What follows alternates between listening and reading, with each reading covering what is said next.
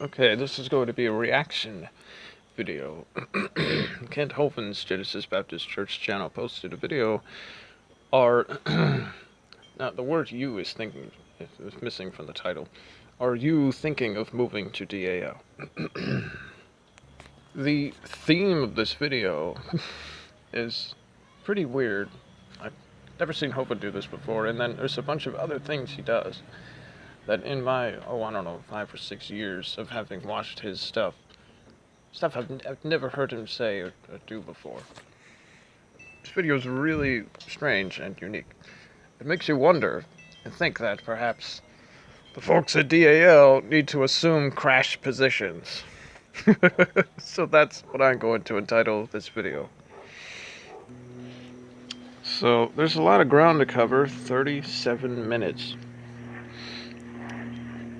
Probably go through a double speed. I'll skip the ad. Playback speed. Doubly poo. Alright, we'll assume crash positions.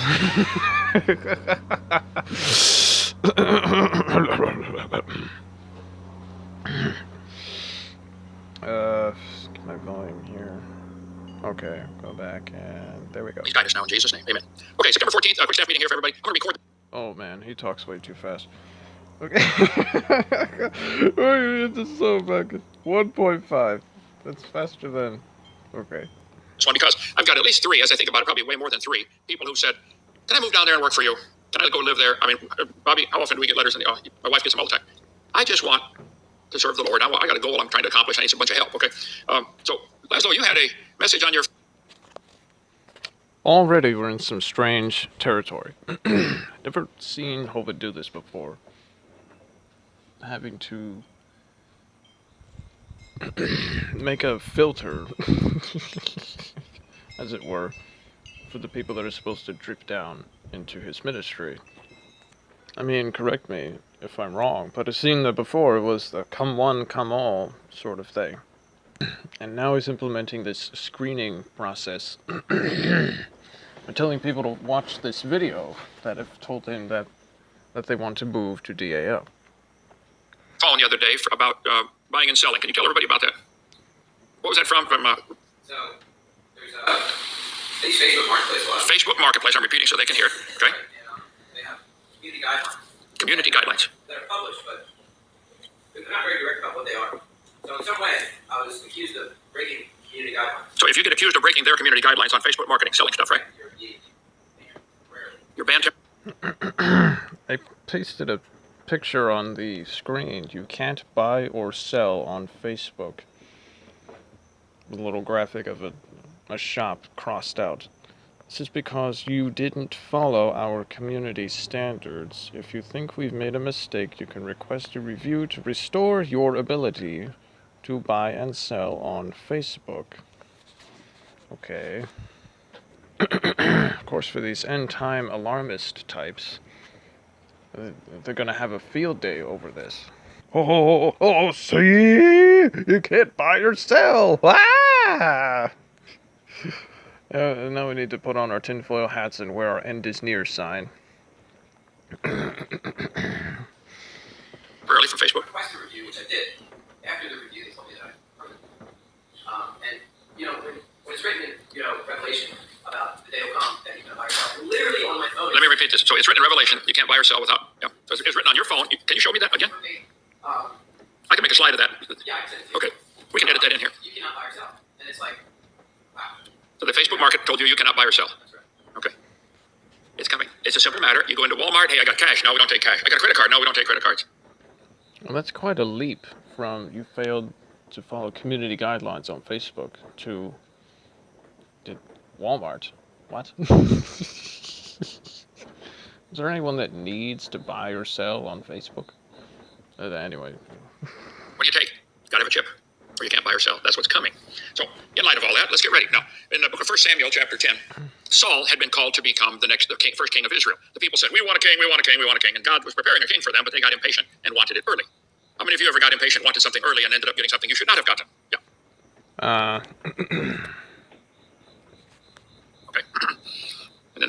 and say, I'm going to sue you for body slamming. Okay. Is... Wait. Well, that's an interesting assertion. Let's hear that again. How many of you ever got impatient, wanted something early, and ended up getting something you should not have gotten? Yeah, okay. And then they take you to court and say, I'm going to sue you for body slamming. Okay. So, Cindy Lincoln apparently, as Hovind constantly asserts, just hired DAL for herself, and since she couldn't have it, apparently, then that's where all this body slam thing came from. Hovind has a few of these one-trick pony items that he pulls out every now and then. Oh, well, you need to go make your own DAL. Oh, well, if you have anything bad to say about me, it's because you want to inherit DAL for yourself. A paranoia that has only worsened in recent times. Anyway. Saul was hiding. He didn't want to be king. And Samuel said, they finally went and got him and brought him out. He was hiding among some... Saul had been called to become the first king of Israel. The people said, we want a king, we want a king, we want a king. And God was preparing a king for them, but they got impatient and won. No, this is inaccurate. That's what I meant to pause over before. God protested originally.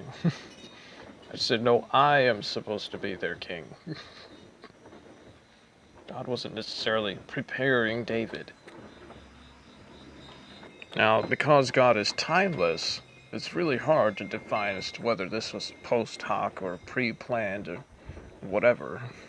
It doesn't matter, I don't see a biblical precedent for that claim. I mean, you can even look through the Torah, through the law. You know, the Exodus and Leviticus and Deuteronomy, and there's nothing in there about a king. There's stuff about the high priest, but no king. Anyway. Early. How many of you ever got impatient, wanted something early, and ended up getting something you should not have gotten? Yeah, okay. And then they take you to court and say, I'm going to sue you for body slamming. Okay. Saul was hiding. He didn't want to be king.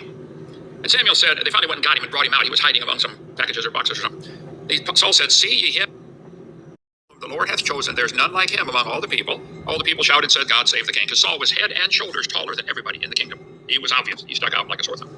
Had to be, 7.5 foot tall or something like that. Then Saul told the people the manner of the kingdom and wrote it in a book. He told them, look, you're not going to like this. You're going to wish you hadn't done this. He wrote it all down, told them, you're making a mistake. But they did it anyway. And laid it up before the Lord. And Samuel sent all the people away, every man to his house. And Saul also went home to Gibeah, and there went with him a band of men. This is the typical preface that he gives to claiming that his ministry is from God, and that everybody sent to him is sent by God, and people whose hearts gods have touched. Of course, this assumes a number of things, like everything's on the up and up, when many would testify to the opposite. As Cindy Lincoln has said, there's a list of 30 plus now. I mean, you don't think something's up at that point? You really just have to believe that all these people are liars? Especially that many of them, without conferring with one another, have the exact same complaints. Anyway. Hearts God had touched. That's all I've ever wanted in my life, 54 years of being a Christian. I just want people to come that want to be with me, want to help. He said, go into all the world and preach the gospel to every creature. If God calls a missionary to a country or group of people to preach the gospel, one of the first things they must do is to learn the language and the culture. Who am I dealing with here? Can you speak their language? Do you know what's important to them? If you're dealing with children, you don't talk about differential equations and trigonometry and carbon dating. So he's going to specifically to claim that DAL is specifically designed around children. Well, this is problematic, because with Hovind's rule imposed over everyone else, no one can raise an objection to a pedophile, a registered sex offender, being on the property, because Hovind asserts that the person is innocent. Okay. Right. Curse Jones. Anyway. They want to hear about dinosaurs, okay, when they're 7 years old. So that's learn the language, learn the culture. Now, what I'm going to do is record this and send it to those who've said, Brother Hovind, I think I'd like to come work in your ministry. Are you sure? I mean, if I was the squad leader, we're going off to take the bridge in the middle of the jungle, and Okay, now this is interesting. Are you sure? In my recollection of having watched all his stuff for like, a while, for years even, I do not recall this cautionary screening being presented. Something must be happening that is prompting this, because this is highly unusual. Like with my invitation to be down there to work in DAL, and I was there for 13 months. Hovind's offer was that I stay for 2 weeks. We'll see if you like us, and if we like you, and if it checks out, then you can work from there. But now there's this preliminary screening. Are you sure? Something is up. the enemy is going to all try to kill us. Do you really want to be in my squad? Would you rather stay home and, fix the tires on the Jeeps and stuff like that? So God has called me to preach his word to the world using science and dinosaurs. That's my specialty. I don't cook. I don't want to learn, okay? I don't garden. I don't want to learn. All I can handle is what I'm doing. I love science. I love dinosaurs. This brings up an interesting dynamic, though, when you're talking about the people working for him on the property.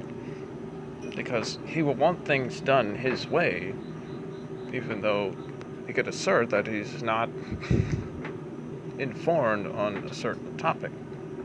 So then, whose decision do we go with? This is one of the problems that I had down there. Well then, Hovind, if you don't know, then you need to put somebody in charge that does know, and then that doesn't always happen. You can see my library here. I want to use what God has put into my head over my almost 71 years now to turn people to the Lord. The world is using God's own creatures, the dinosaurs, to spread the evolution religion and turn people away from believing in God. Is that correct? How many museums are there or science centers around the world that have dinosaurs, and they got a sign next to the dinosaur that says what? Millions of years ago.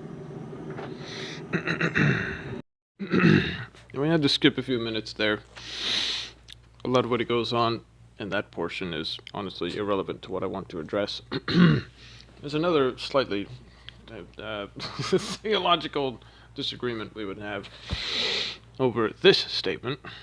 This morning, what would you do with it? I've been on a mission for 54 years to use dinosaurs in God's creation. I just want to bring people to the Lord. I don't know what your mission is in life. Maybe you don't have one.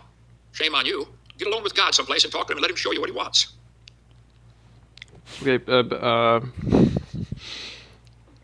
that, I would say, is a tacit denial of the sufficiency of Scripture, which modernly has been very much divorced from the minds of men and leads to all sorts of problems.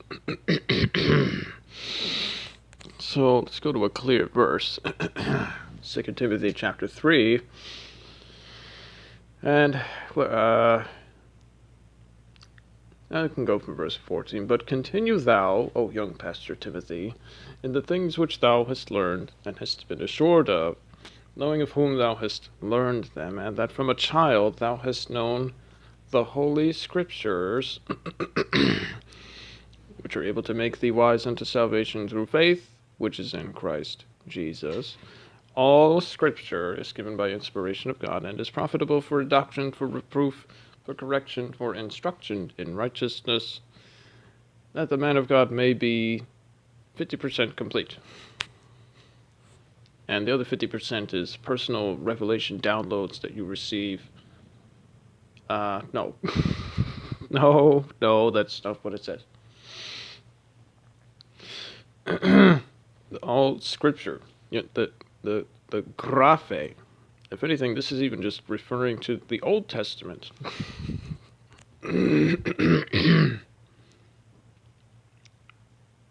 That's given that the man of God may be perfect, thoroughly furnished unto all good works. Now, Hovind would affirm the same, most likely, except it runs awry and contrary-wise to believe the concept he just said. Oh, get alone and ask God what to do or whatever. The New Testament is filled with that concept. even the phrase Paul uses over and over again, the will of God. And I don't know, one time where we were admonished to isolate ourselves for a period and then have God whisper stuff into our ear or whatever about what we're supposed to do. God's general will is revealed through His Word, and that is sufficient. You can base your decisions in life off of those concepts. The Bible doesn't necessarily address for modern individuals exactly which continent they should live on, or which career path to pursue, or what man or woman to marry, but it has guidelines that accept what would otherwise be acceptable in all of those fields. And then this concept has just absolutely taken the modern church by storm. That God has a very specific task for you to do, but you have to learn how to hear the voice of God and get alone and shut off the distractions and whatever, and obtain this answer, and then go and do this thing.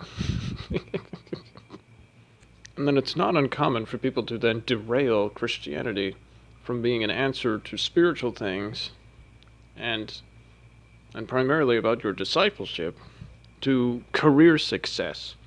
And then comes the prosperity heresy and the word of faith heresy, and it becomes one big jumbled mess. So yeah, no, I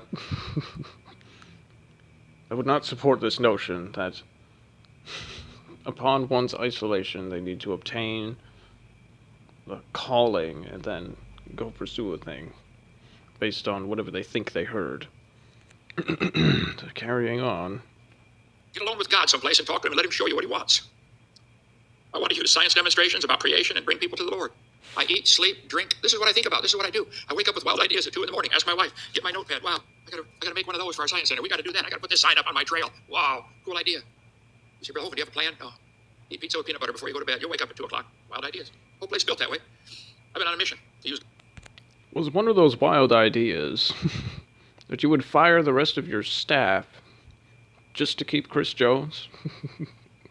Now, insert clip, please. He'll come back and say for life. It is. You suffered long enough, brother. You've been my friend longer than anybody here, and you're welcome at Dinosaur Adventureland. And if that's a dictator, then I'll be a dictator. Okay? The Apostle Paul was welcome at my church too, even though he killed other Christians. Come on, Paul. Oh, hey, let Mark know I'm coming. I told everybody a couple days ago, he's coming. You don't want to be here? Go away. I told everybody a couple days ago, he's coming. You don't want to be here? Go away. You don't want to be here? Go away. You don't want to be here? Go away. Yeah, and that was all you do, extend olive branch. That's rude. No, it is not rude. He gave him $700. I feel. He gave him every penny out of his pocket.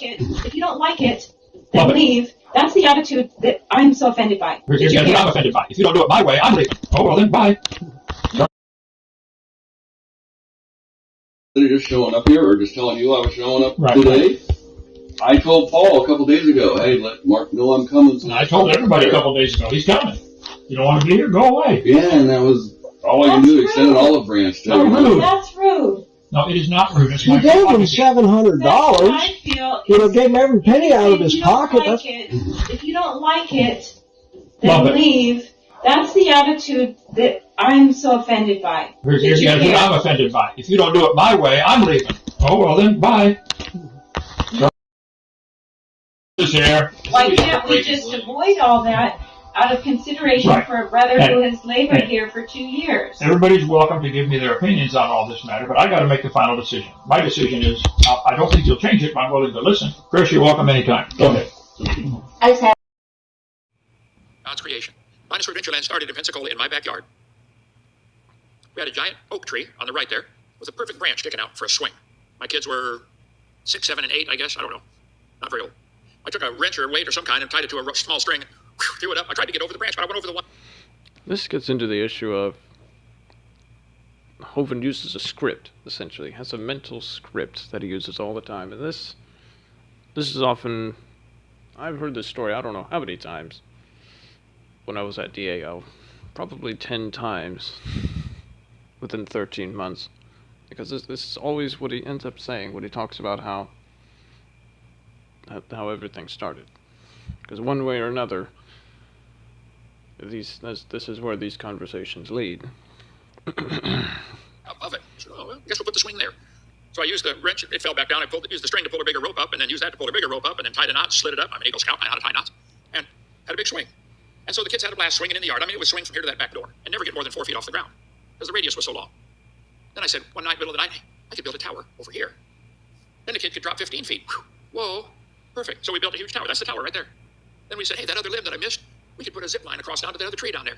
So we put a zip line up, and all the neighbor kids came over. They loved my backyard. And I'd use it as a chance to teach them about creation and dinosaurs. Then I got the idea, hey. Now, the problem with that is that there are places when you can use swings and zip lines, and they have their corporations with employees and the proper insurance for when something goes wrong. Because it's not a matter of if, it's a matter of when. When you look a lot deeper into this stuff about how the previous Pensacola DAL was run, it becomes abundantly clear that Hovind has utter disregard for the law and is acting purely on day-by-day instinct. Someone posted they reposted one of Hovind's Crew Corner videos, and they reviewed all of the OSHA violations. It's readily recorded on camera. Whoops. But, you know, OSHA, Occupational Safety and Hazard Association, I think. Oh, well, it's not an occupation. They're not my employees. They're missionaries. And you'll see Hovind, that was part of Hovind's claim for the first DAL. And he does the same thing again in this video. It's really interesting. It's like he's learned nothing. Oh my goodness. Built a science center. There's our 3-story science center in Pensacola. Everything grew fast. We had thousands of visitors from all over the world. Hundreds of dinosaur birthday parties. Youth groups came. Yeah, it all grew fast. That can become problematic. If there's no syndicate, there's no board, there's no... How do I put this? When you have just one person that's truly in charge, and there's not a delegation and a splitting up of powers, then giving one person high authority and no one else high authority means that that one person with high authority has low accountability. It usually, like 99.9% of the time, leads to a problem. Yeah, of course it sprang up fast, because where were the permits? Where were the licenses? Where's the insurance? Where did it all go? Was it even there? In the Bible, when people blatantly disregarded the government, it's because the government was positing things that God had clear order against. Otherwise, the purpose of government is to reward the just and to punish the evildoer. And that's why you have laws. You're sober when you drive and you keep the speed limit and obey all the traffic laws. Okay, you're fine. Oh, you're drunk and you run through the red lights and you drive inebriated under the influence. And you run over the grandmas like in GTA 5. Whoops! No, you have to go to prison and pay fines and all this other stuff. You know, ABC 1, 2, 3. Church groups came. Thousands had their faith in God's word restored and were taught the truth about dinosaurs. It all started from a burning desire to use what little bit I do know to bring people to the Lord. We had dinosaurs. And what's unfortunate is that some would hold that that is a front to something much more devious that almost nobody knows about. Even the wives of Hovind have a high exchange rate, so in terms of the authority structure, to find this thing, you would have to dig even deeper than them. You have to go higher up the corporate ladder, as it were, than they. All of that sounds hard to believe until you actually lived down there, had a few run-ins with management, and then you get fired for illegitimate reasons. A phenomenon that is not rare or isolated at DAL. Float swimming in the front yard. Somebody made that for us. 3 pieces of concrete sitting up like that. Wish I had some more. If you make those, please send me one, okay? We just want to teach the truth. It's a war, folks. IRS fought us for years. We did not break any laws at all, okay? No. You did break the structuring laws. Money was taken out of bank accounts in amounts less than $10,000 consistently. I forget what the number is, like 40-something times. Hovind tries to say it was bad to take 10,000 out in one day, or to take a total amount in multiple transactions from a bank account that amounts 10,000 or more. No. Ken Hovind is innocent.net. I always answered their letters, and I always said, please, if I'm required to do something, please tell me, and I'll do it. They never answered one of my letters. They just kept sending these dunning letters and saying things. And so finally, they just came and seized the church property after an awful court case where they broke 100 laws to put me in prison. And they seized the property. As unpleasant as it may be to hear, you can reliably obtain information on just what happened with all of that from Atheist Junior's channel. And then listening to Mary Toko's testimony becomes even more interesting. Moving on. Well, that doesn't change God's command to Ken Hovind to use what he knows to go preach the gospel. I still got the same mission. God has now given us a new dinosaur adventure land with 140 acres. I should have figured it out, about 2 acres, and plus we bought 2 neighbor lots. Let's hear that again. Hovind to use what he knows to go preach the gospel. He's the church property after an awful court case where they broke 100 laws to put me in prison. And they seized the property. Well, that doesn't change God's command to Ken Hovind to use what he knows to go preach the gospel. God's command to Kent Hovind. Is that the same thing as saying that the Bible says indiscriminately to go preach to every creature? Makes you wonder. I still got the same mission. God has now given us a new dinosaur adventure land with 140 acres. I should have figured it out. No, as Stephen Kozar points this out. No, God didn't. God didn't come out of heaven and hand you the deed to this property. No, somebody bought this property for you. You can attribute that to God if you want, but that's a convention. Not a convention that everybody holds. And upon listening to the testimony of like these 30 plus, the growing list of former Hovind devotees, it casts reasonable doubt on that assertion.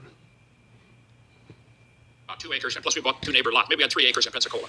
For the whole thing, dinosaur adventure land. There we are, straight north of Pensacola, 70 miles, right across the interstate. We give 4 tours now. Used to just give 1, Science Center tour. Now we got 4 tours. Playground tour, barn tour, farm tour. Yeah, and you would have had 5, but you had to fire the person that was going to make the greenhouse tour. We now have 17 lakes and ponds. Thank you guys for digging the other one.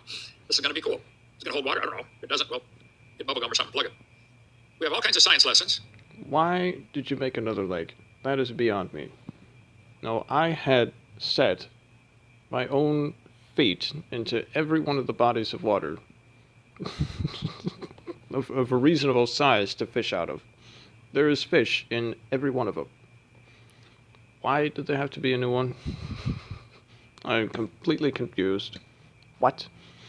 He then talks about the later increase in the diesel cost in a bit here.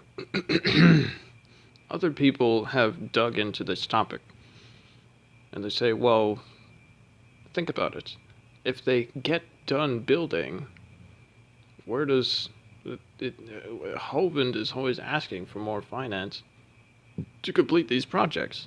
So when you're done building, now what? It's easy to get people to rally around and to donate around that they get to build something. They get to contribute to the kingdom of God. So Hovind, if he has to, will unnecessarily dig another body of water. And then in the same video complain about the increase in diesel cost. Should be more than 50. It's further to the end, but we'll see it. I got probably 50 just on my tour. Now we're going to have fishing tournaments and all kinds of things. Lake number 2 looks like a dinosaur. Pretty cool. Okay. God has given us a lot.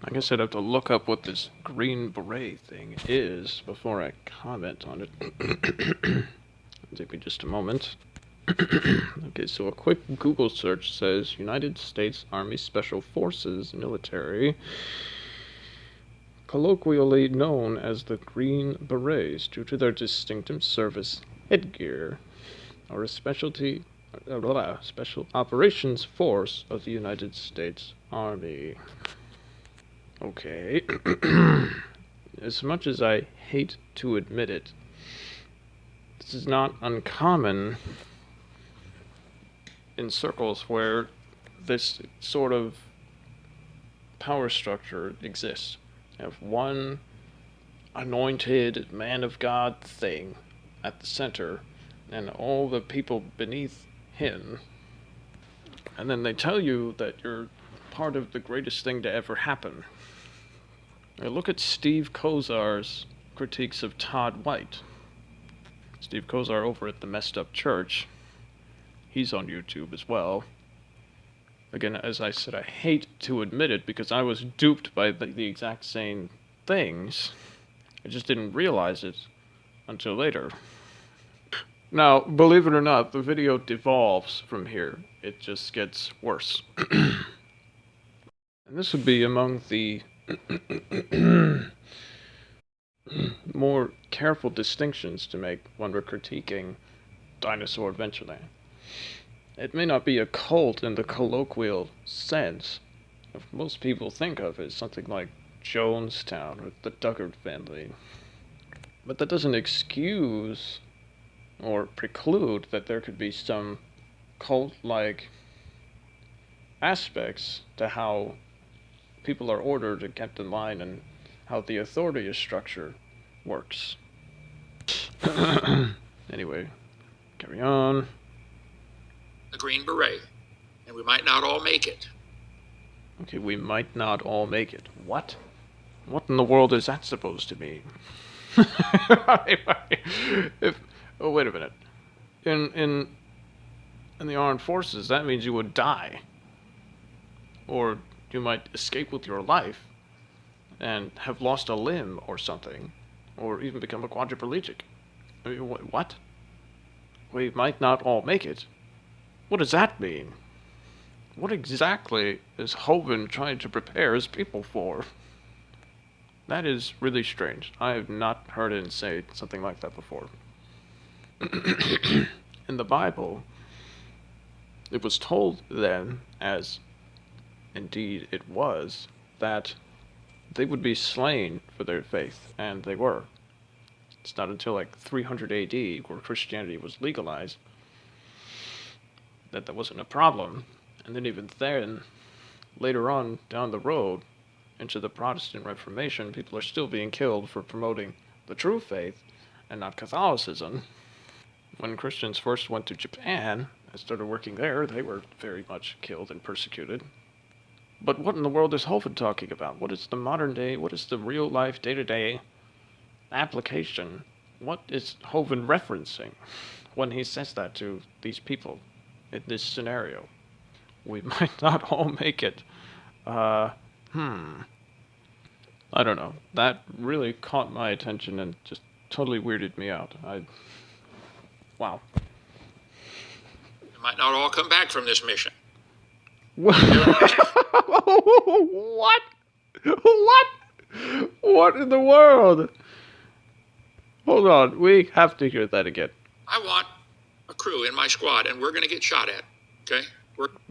Listen to these 3 warnings about these so-called impending threats. You're going to be shot at. We're going to be the Green Beret, and we might not all make it. We might not all make it. We might not all come back from this mission. You might not all come back from this mission. What? I can understand if you're only using this Green Beret thing as an allegory, a metaphor or something. But this is just over the top. I mean, what? So then, what is that allegory that they won't make it and that they'll be shot at? What is that about? If we remove the allegory, what is that referencing? We have hundreds of science lessons that have a spiritual lesson. We're still on the same mission. And he changed subjects. Okay. That's not helpful. To use science and dinosaurs to bring people to the Lord. As all of you know, we have spent millions of dollars developing this property, building all this stuff, buying how many vehicles? How many vehicles does the ministry own, Les? You have spent millions in donated funds, some of which is terribly misappropriated because of the authority structure. There's not a what's the word? I suppose there's not a structured means. There isn't a syndicate, board, whatever, to bring these concerns to and then see a solution within a reliable period of time. Who is held accountable for those things? Let's take my old job at Walmart. The store manager directs the associate manager, and the associate manager directs the department managers of the GM side of Walmart, the general merchandise. And then I work under the the department manager for fabrics and crafts. And I consistently fail to organize the aisles and put away the return items and to cut fabric for the customers. Okay, well then you didn't do your job. You're held to account to that by being fired. You can name names and point to people and times and dates, and it all checks out. How would an appeal to misappropriating funds at DAL work? Well, ultimately, Hovind would have to be some part of the conversation. Because he's the one ultimately that's in charge. But that's exactly the problem. High authority, low accountability is what's necessitated by that. I can't just run off and do whatever I want as the fabrics and crafts sales floor associate, because I'm under my department manager. My department manager is under the associate manager, assistant manager, whatever. And then they are under the store manager. And then they're under a regional manager. There's structure, there's a system, there are laws. It's written down, it makes sense. Not this totally up in the air, oh well, Hovind, everybody go to Hovind. It's Hovind's decision, Hovind. All the side-by-sides, the Jeeps, the van, a lot. What for? So we can show off? No. You kidding? Building cabins, staff housing, the kitchen, all the shops, 3 different shops now to fix stuff. We did not build all this to provide a retirement home for those who come help. It's not what it's for. We didn't build this to be a rehab home. We've had this council many times say, look, I'm sorry, you got a problem with alcohol or drugs. Move off, get it fixed. That is correct. Witnessed it myself. I'm back. It's not why we're here. And you don't deserve to live here. Nobody does. I don't, okay? If you're looking for a place where you can watch others do the work while you get free housing, free food, and free utilities, you need to move someplace else. We didn't build this for you. Keep moving. Right? If you're looking for a place where you can sit or stand around and... Only problem is, later in the video, you'll see the alternative that's presented. And if you don't submit to that alternative that he presents, then you're supposed to be fitting under that category that he just had. So it's usually a false dichotomy. and less of a balanced look at things. You're either working the 90-hour weeks that Hovind suggests, or you're just looking for free housing, free food, and free utilities. And as Atheist Jr. and others have pointed out, well, if they're working to get those things, and it's not really free in the true sense, it still costs them their labor. It was just free monetarily, but it wasn't truly free. No, it wasn't entirely without cost. Criticize what others do while you get free housing, free food, free utilities. You need to move. The deal's not for you. Pick up a shovel and help or move on. Now I have to wonder. Hovind does this all the time, the indirect bash, where he won't address somebody by person and by name or whatever, but he'll mention something that they've done. He'll mention the thing on the channel, and then it's supposed to be, you know, this under-the-radar missile at somebody's offense. So I wonder who that is. I'm not afraid to pick up a shovel and do something with it. I know how. Has to be a left-handed one, though. I've asked God thousands of times to send in people whose hearts he has touched to help me in this mission. That's all I want, Lord. And many have been, and then for illegitimate reasons, they are, in a colloquial sense, fired. They're abruptly dismissed from their roles and responsibilities, and told to leave. I still got the same mission. I still see cool science experiments and say, wow, we got to do one of those here. I get calls every day, I think probably 7 a week at least. What can I do to help? I say, hey, I'd like you to build this little demonstration for me. We could do this or that or the other thing, you know. I'm trying to lead this ministry through unfamiliar territory to accomplish the goal God's called us to. You know, anybody else that has done what we're doing here? Is there any place like this in the world? There may be some, but I don't know. We got some people start creation ministries and they want to go right for the top and spend their whole ministry fighting carbon dating, potassium argon dating. Well, that's great. I'm glad those guys are doing it. But the kids don't care. Don't understand. And you lose the kids in the first 10 seconds. When the kids show up, what do I do with the kids? I get down on one knee to be their level, then what do I do? So, again, Hovind is putting forward the concept. Yes, DAL is specifically meant to minister to children. And then I can think of many people that are bashing their head into a wall right now upon hearing that because of the very reprehensible past of some of the people that you've let on your property. Draw a booger man on their face. Get them to laugh. On their finger, I'm sorry. Not their booger man face. On their okay. I want all of you to have the same goal, the same mission. I'm here to reach these people. I want to use every second I've got to reach these people, to teach them something. I'm not in this ministry to get money for Kent Hovind. If I was, I'd be a multi-millionaire. The problem there is a whole nother can of worms. Hovind has this concept of a number 1, 2, 3 worker that he's talked about. A number 1 worker is like a manager type. They see what needs done and they do it. A number 2 worker goes and asks the manager what needs to be done, and then they go do it. The number 3 worker was to be found when they can be told what to do, and then they may or may not do it. The problem with that is, and I worked there for 13 months, so I'm not speaking out of ignorance or pure imagination here, as to exactly which of those 3 you were supposed to be, and at what time, and for what project, is arbitrarily decided, and sometimes without your knowledge.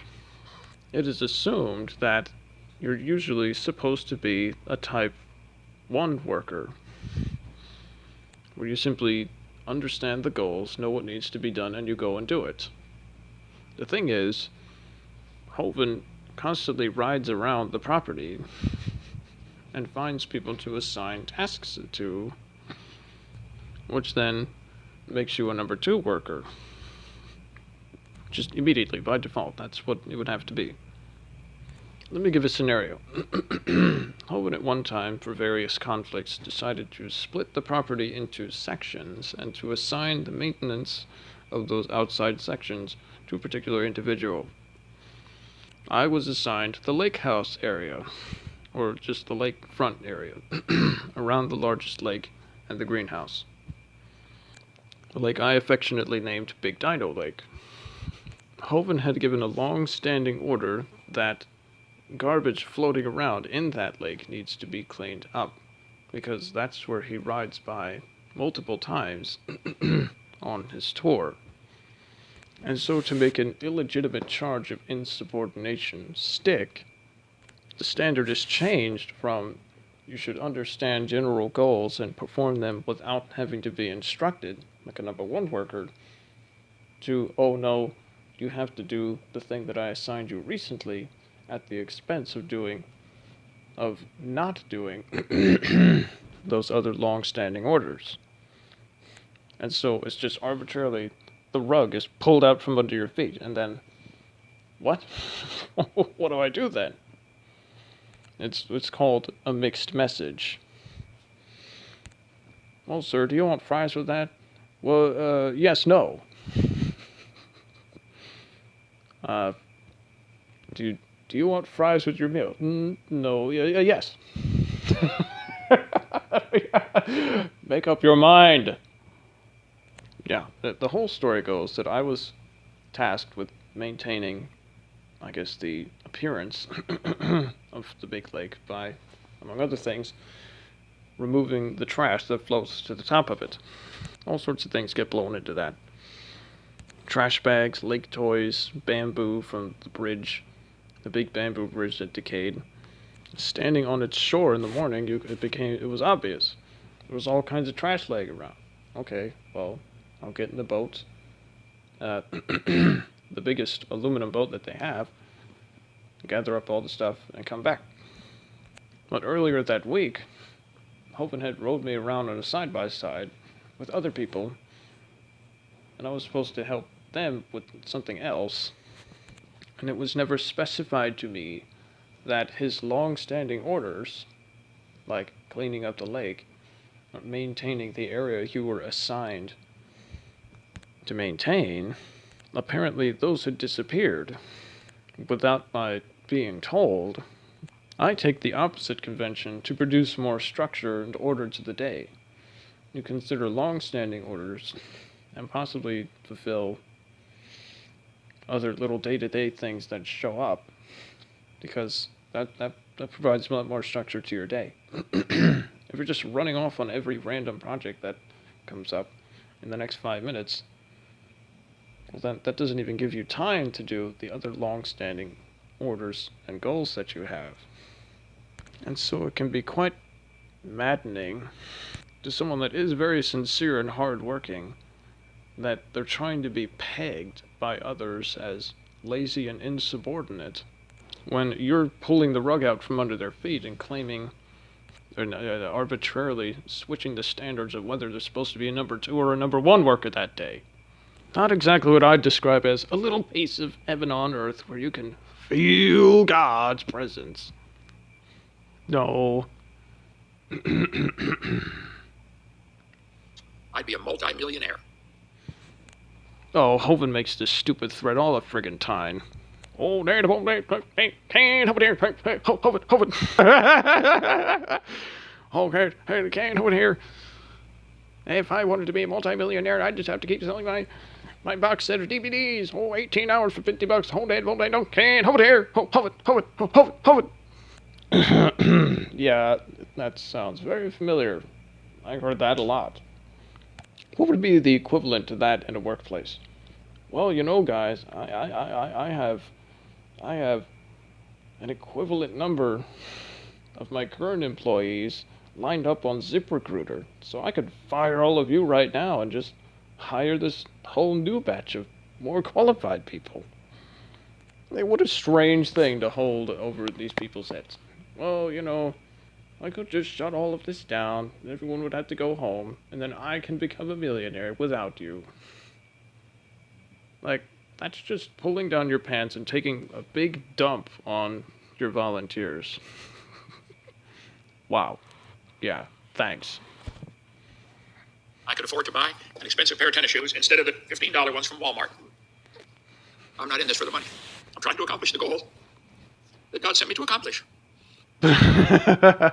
Like bringing sex offenders to DAL. Yay! I love it, and I'm committed to it. I think about it nonstop. I appreciate all of you who sacrifice to help here. I really do, okay? I don't always say I appreciate, I'm not trying to always pump you up, okay? But how many of you here have had me hand you or offer to hand you money out of my pocket? And that's a non-taxable transaction. I do appreciate you, and I'll try. As most of you know, we've had several over the years that said they wanted to be in my squad, but their work showed otherwise. Poor Will. I love Will, but he always had health problems. He'd work 30 minutes and disappear into his truck.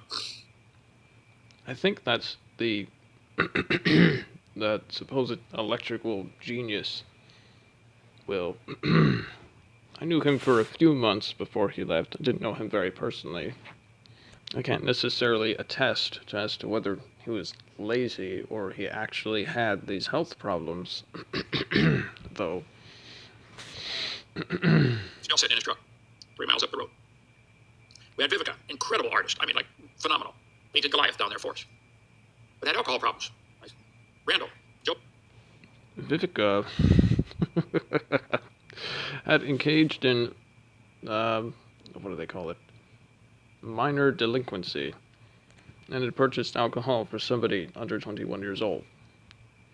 This is one of the few times where they did properly exercise the so-called zero drug tolerance policy that they have. That's a really touchy subject, because sometimes it is enacted correctly, like in that scenario. At other times, it's overlooked.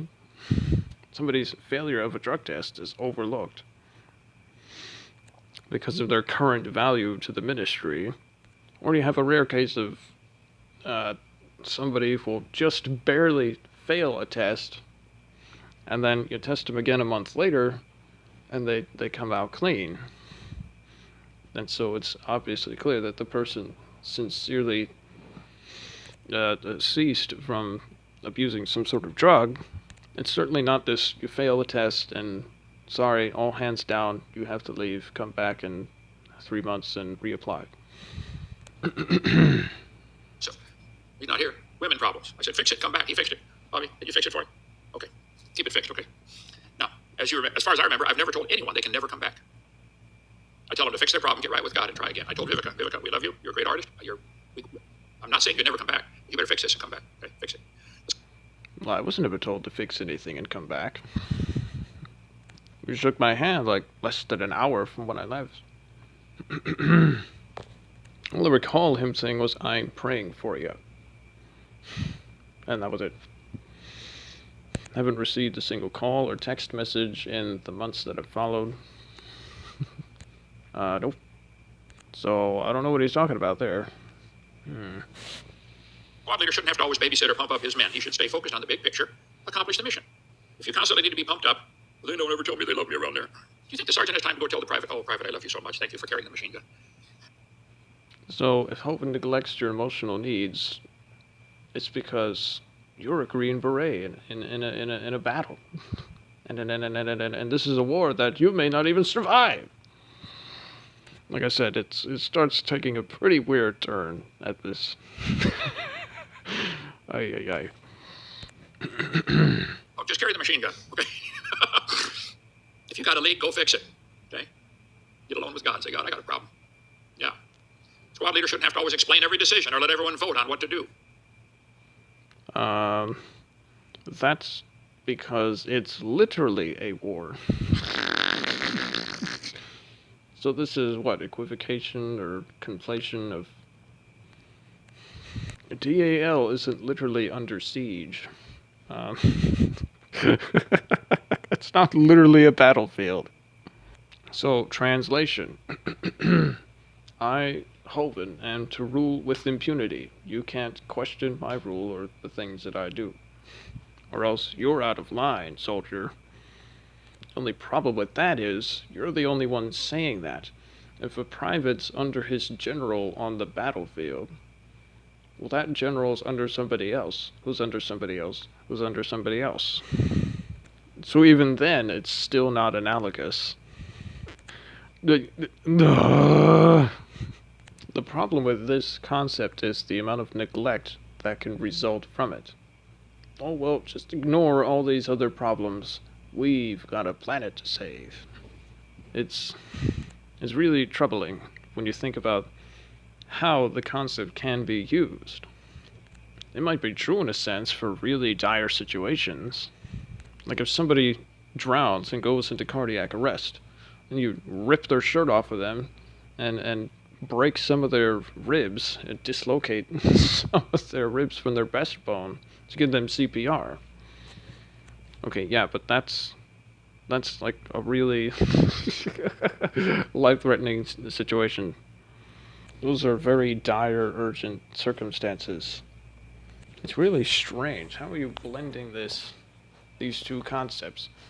It's an innocent playground for ministering to children, and that it's also a battleground, which is a place for strong, brave men wielding weapons. That's a really weird blend of concepts. He knows the mission. Stay focused on that. He puts all his past experience and training and prayer into his decisions. Notice how the line of thoughts is supposed to go. You're told that you can't expect every decision to be voted on because your leader will stop. This is requiring you to let someone rule over you with impunity, without any challenge. This is what Steve Kozar would call a thought-stopping device. Oh, no, we're on a mission. Forget about that issue. Okay, but then how many things go neglected and undersaid, or they fester under the surface until they explode? And then it's a scenario that everybody has to deal with. Oops. I've got a lot of experience with what I do. Okay? I don't have any experience with a lot of other things. Gardening, cooking, I don't care. It's not that I don't care, but I don't know. So, like the fish ponds, we're going to stock the fish ponds. What kind of fish do we put? I don't know. You mean there are different kinds of fish? Yeah, there are different kinds. Okay. I'll get somebody who knows and let them do it, all right? I'm trying to provide food and supplies for those who want to come with me on this mission, but there may be times when I can't. Whoa. That's something else to hear. Normal speed. Let's go back. It's a fish? Yeah, there's different kinds. Okay. I'll get somebody who knows and let them do it, all right? I'm trying to provide food and supplies for those who want to come with me on this mission, but there may be times when I can't. There may be times where I can't provide your basic needs. Another one of these strange things that I've never yet heard out of Hovind's mouth on his channel. And it gets weirder in this next bit. Let's just keep it normal speed. The mission is more important than our comfort. Okay, so this is the line of reasoning you're supposed to use. 1. The gospel is the mission. 2. Hovind is leading the gospel mission. 3. Your concerns of what decisions should be made and your food and supplies may not always be provided. But 4, your needs aren't as important as the mission. So 5, therefore, you're supposed to, this line of reasoning leads to, well then you're just supposed to submit to the leader no matter what. What else is this supposed to be addressing? And then Hovind can constantly try to misdirect and lead you to, oh, what? No, it's the mission. It's not me, it's the mission. Sometimes there are scenarios where these things are true, but they're not necessarily true all the time. The whole point of understanding that something's an urgent matter sets it apart from other matters. Let's just hear that section again. I want to hear that again. Gardening, cooking, I don't care. It's not that I don't care, but I don't know. So, like the fish ponds, we're going to stock the fish ponds. What kind of fish do we put? I don't know. Oh, you mean there are different kinds of fish? Yeah, there are different kinds. Okay. I'll get somebody who knows and let them do it, all right? I'm trying to provide food and supplies for those who want to come with me on this mission, but there may be times when I can't. The mission is more important than our comfort. And then he ran another conflation. Food and supplies are not the same thing as comfort. Comfort is, in most cases, the excess of what you would otherwise need on a daily basis. But, see, that's not necessarily a problem. We're even called to this form of self-sacrifice in the Bible. The problem is, the authority structure at DAL looks like this. Hovind, and then under Hovind is Hovind, and then under Hovind is Hovind, and then under Hovind is everybody else.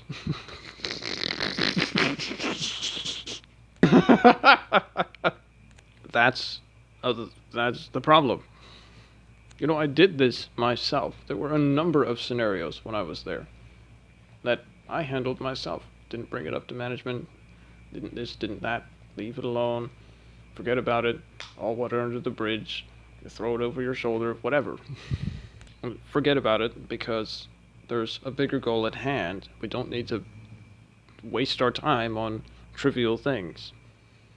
It's a decent concept, but there are times when that can be manipulated, where you shut down critical thinking and otherwise legitimate questions that people may have and challenges to various decisions. But then you just bring this back up. Oh no, we're all infighting over this. What about the mission? You should just let me make your decisions for you.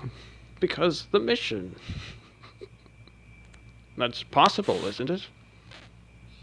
You don't always get 3 meals a day, air conditioning, a new car to drive, a soft bed to sleep on every night when there's a war going on.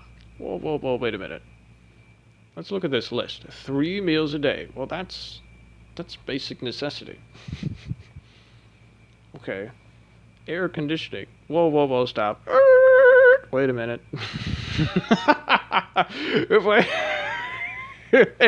Air conditioning, obviously, it's a modern phenomenon. It's really, yeah, that's pure comfort. New car to drive. Well, even Hovind himself will boast about how he's never had a new car before. So then, if the servant's not supposed to be greater than their master, a soft bed to sleep on every night. Yeah, that's a comfort. That's not necessarily a need basis. You don't always get 3 meals a day, air conditioning, new car to drive, soft bed to sleep on every night when there is a war going on. But it's this really loose concept of war that biblically has gone on from the beginning of the creation. Ever since Satan came down, was cast to the earth, and he tempted Eve. And even technically before then, there's some debate as to whether Satan managed to deceive a third of the angels to join him. Was that pre-Eve? Is that passage from Revelation about the third of the stars swept with the devil's tail literal? Either way, it's a pretty strong concept that you want to pull out of here for what's really just supposed to be a metaphor for people who are supposed to be volunteering at a children's camp. We're Marines, not the Bridge Club. My dad. The Marines. Okay. From what I understand, that's supposed to be of a higher stature than other positions in the armed forces. It's like he had to specify before, the Green Beret. Was Marines, World War II, only survivor of his platoon fighting the Japs. They didn't always have a nice bed to sleep on at night. I don't think they ever had air conditioning. Probably wasn't even invented, or certainly wasn't popular then. If it was, the Marines didn't get it. Our mission is to take and secure that bridge. Billy, take that hill over there and check for mines. Sam, you search the barn. Bob, set up communications with command. Pete, set up the mortar. Okay, so, Sam, what's your job? My job's to search the barn, sir. Billy, what's your job? Take that hill over there, sir. Now, this is really weird what he does here. Just listen in. Bob, what's your job? Set up the communications. No, guys. Your job is to take the bridge. So apparently they don't know their job if they do their assignments. Okay, of course, duh, there's a distinction, a light distinction, between someone's job and their assignments on that job. But the way that he, for all intents and purposes, is badgering people over this concept is, I don't know. My job's to search the barn, sir. Billy, what's your job? Take that hill over there, sir. Bob, what's your job? Set up the communications. No, guys. Your job is to take the bridge. Our mission is to take the bridge. If you're done setting up the mortar, don't sit there and pick your nose. We got work to do, okay? Okay, so now you have to wonder who specifically that he's not mentioning by name that he's critiquing here. He doesn't say these things randomly. He's trying to be an effective communicator without addressing the person as directly. Our job is to take the bridge. When you're done setting up the mortar, come back and report to me. Boss, the mortar set up. What else can I do? Oh, now, right there, that's a number 2 worker. The number 2 worker is told what to do. And another very dirty aspect of all this, very muddy, very messy. Okay, soldiers are under the employ of the military. They are not independent contractors of the military.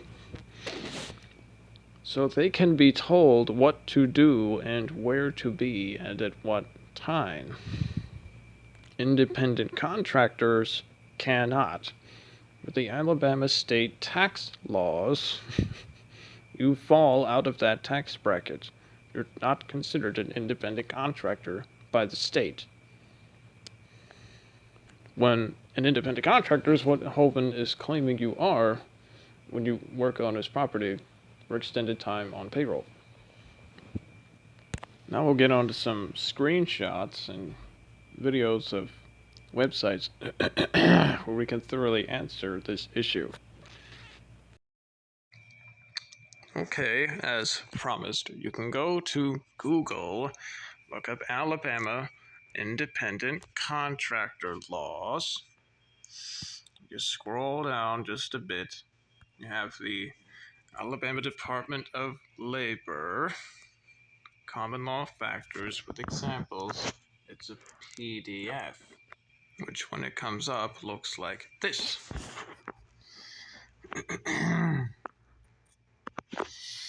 Common law factors with examples.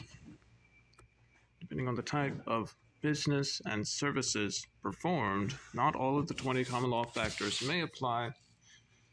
In other words, some of these don't apply. In addition, but that depends on the type of business and the services performed. In addition, the weight assigned to a specific factor may vary depending on the facts of the case. So if we just take a look at a few of these instructions. Number 1, an employee receives instructions about when, where, or how the work is to be performed. But wait a minute. Then read the converse, the inverse, the reverse, whatever, of an independent contractor. They do the job his or her own way, with few, if any, instructions as to the details or methods of the work. Anyone working at DAL knows that that's generally not how, if you're working on a Hovind project, the project Hovind has specifically assigned you to, that is not how it goes. In a project he's not as involved in, this is true. But of the projects he's involved in, it's the opposite. Look at number 6, continuing relationship. An employee often continues to work for the same employer month after month or year after year. An independent contractor, on the other hand, is usually hired to do one job of limited duration and has no expectation of continuing work. Again, at DAL, it is the aforementioned. You continue to work for the same employer for month after month or year after year. In the video, well, number 7 is relevant to a video where I forget its title exactly. Kent Hovind fires employee because of diabetes. It's essentially Hovind's excuse for firing the man was that they were choosing to work hours that they set themselves. It would still total 40 hours for a week, what Hovind requires. Whereas, as we'll see in the video that we're reviewing, he then recommends 90 hours, like he works. But, of course, we'll get to that later. Set hours of work. An employee may work on call or during hours and days as set. You know, you often receive a schedule. You're scheduled to work for such and such a day and such a time, which is why many jobs will specify as to whether you will or won't be working part-time, full-time, or on weekends or during weekdays. An employee may work on call or during hours and days as set by the employer. They're told when to be, where to be, and when. A true independent contractor, on the other hand, is the master of his or her own time and works the days and hours he or she chooses. Whoops. I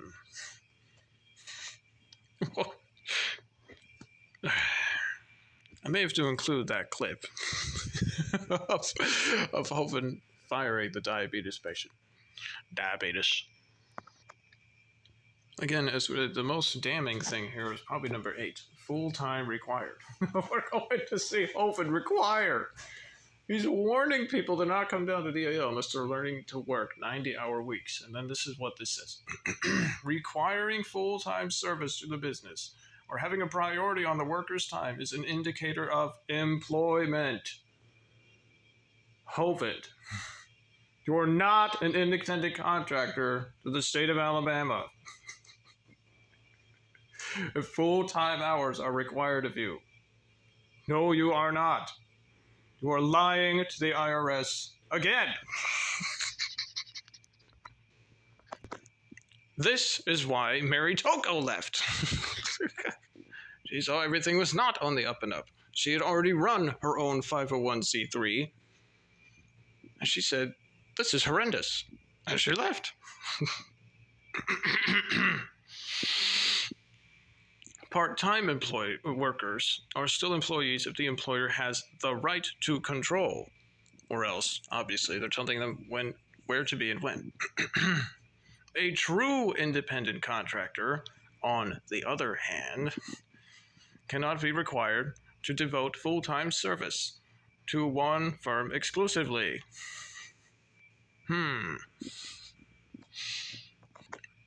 That's all we're going to look at for now. I don't want to make this video with too many megabytes and have it take a gazillion years to upload, or make it too long and uninteresting to listen to. So that's all for now. Back to Hovind's video.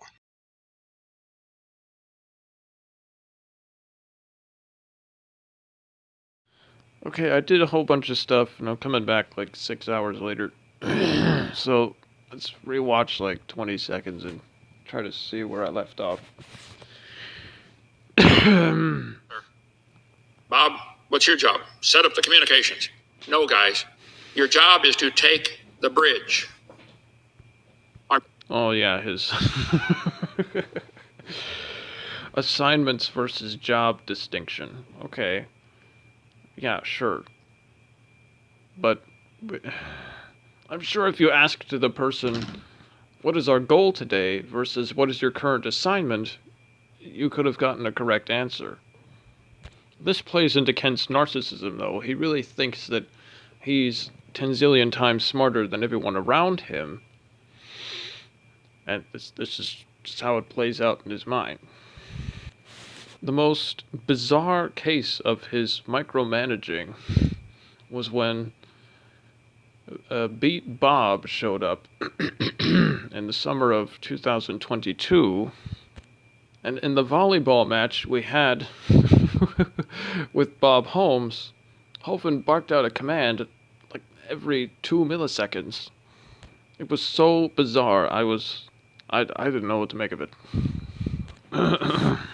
Anyway. Mission is to take the bridge. If you're done setting up the mortar, don't sit there and pick your nose. We got work to do, okay? Our job is to take the bridge. When you're done... Okay, yeah, I've already... It's probably...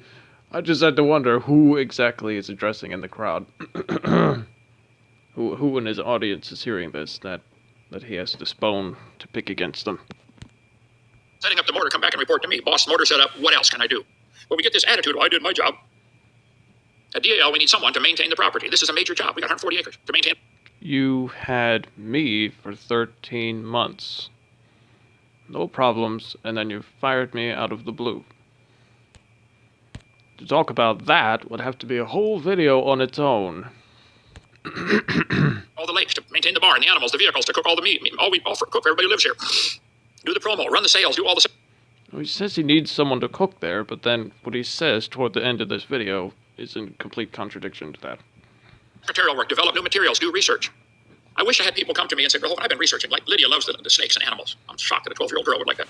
I said, "Lydia, why don't you research? How many kinds of grass snake are there?" So yesterday we drove to town and back, and I got my phone, and I'd say, "How many varieties of grass snake are there?" So I'm trying to fill her head with this. I want her to be able to put together stuff, and I'll put it in PowerPoint or in a slide. We ought to have a sign up. You know, there are 14 different varieties of grass snake. Now this struck me as odd. Why is he delegating his work to a 12-year-old girl? That's like, what? Beg pardon? What? They grow from 2 to 3 feet long, and they live X number of years, and they produce eggs or whatever they do. Do all the research, and we got to have a sign up on grass snakes. Produce something for the real goal is to teach, and I want all of you to have this burning in your gut to say, "Man, what can I do to teach the world?" If nobody comes here, I do the self-same. I tried to disciple Garrett when I was there. I told Evan the gospel when he asked me. We talked about it for hours. The whole purpose of my channel is to refute stupid, unsane, hellbound, reprobate devils and use them as a launching pad to teach sound doctrine. well, then we'll send it out through the internet. We'll take pictures of everything. I'll do videos on it. God's amazing grass snake. God's amazing carrot. That's the goal. Paul, later became Paul, got knocked down to the ground with a bright light. And the Lord said, "Paul, Saul, why persecutest thou me? What are you doing this for? Why?" He said, "Who are you, Lord?" The Lord said, "I'm Jesus, whom thou persecutest." And he, trembling and astonished, said, "Lord, what wilt thou have me to do?" That's the attitude I've got. I want to keep that. I want all of you to have that. What would you have me to do? I'm on a mission. You want to be on my squad? Great. We're going to get shot at. We're probably going to get hurt. We're probably going to go broke. I have to go back to jail. But we're on a mission. Whoa. Hold on. We have to hear that again. Let's put that in slow motion. All of you to have that. What would you have me to do? I'm on a mission. You want to be on my squad? Great. We're going to get shot at. We're probably going to get hurt. We're probably going to go broke. Might go back to jail. You might get shot at. We might go broke. Might even go back to jail. What? You have to understand. I've watched Hovind for years. The least amount I had watched him was when I was at DAL. I didn't have to watch the videos when I could sit in the audience and witness it. He never said stuff remotely like this, unless he touched on a Bible passage that laid out telling of the persecutions that Christians should end up enduring. This is really weird and out of character. What is going on behind the scenes that Hovind is trying to prepare his followers for? Before, he said something remotely similar to the kingdom that's coming, the New World Order, is going to be partly iron, partly baked clay.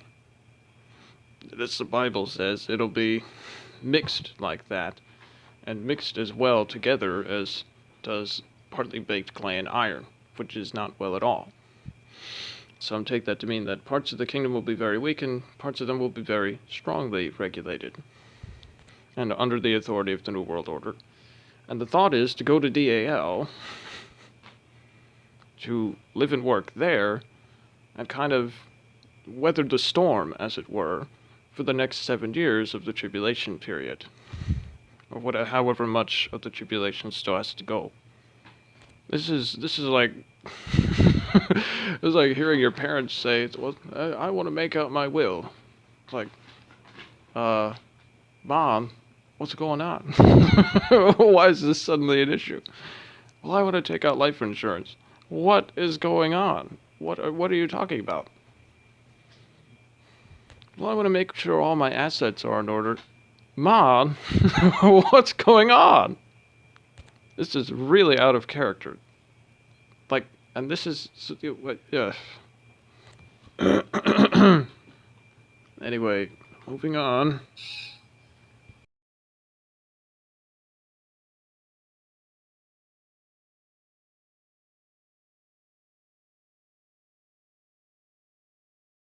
DAL. What a stupid ad. These retarded ads get on the way. We're on a mission.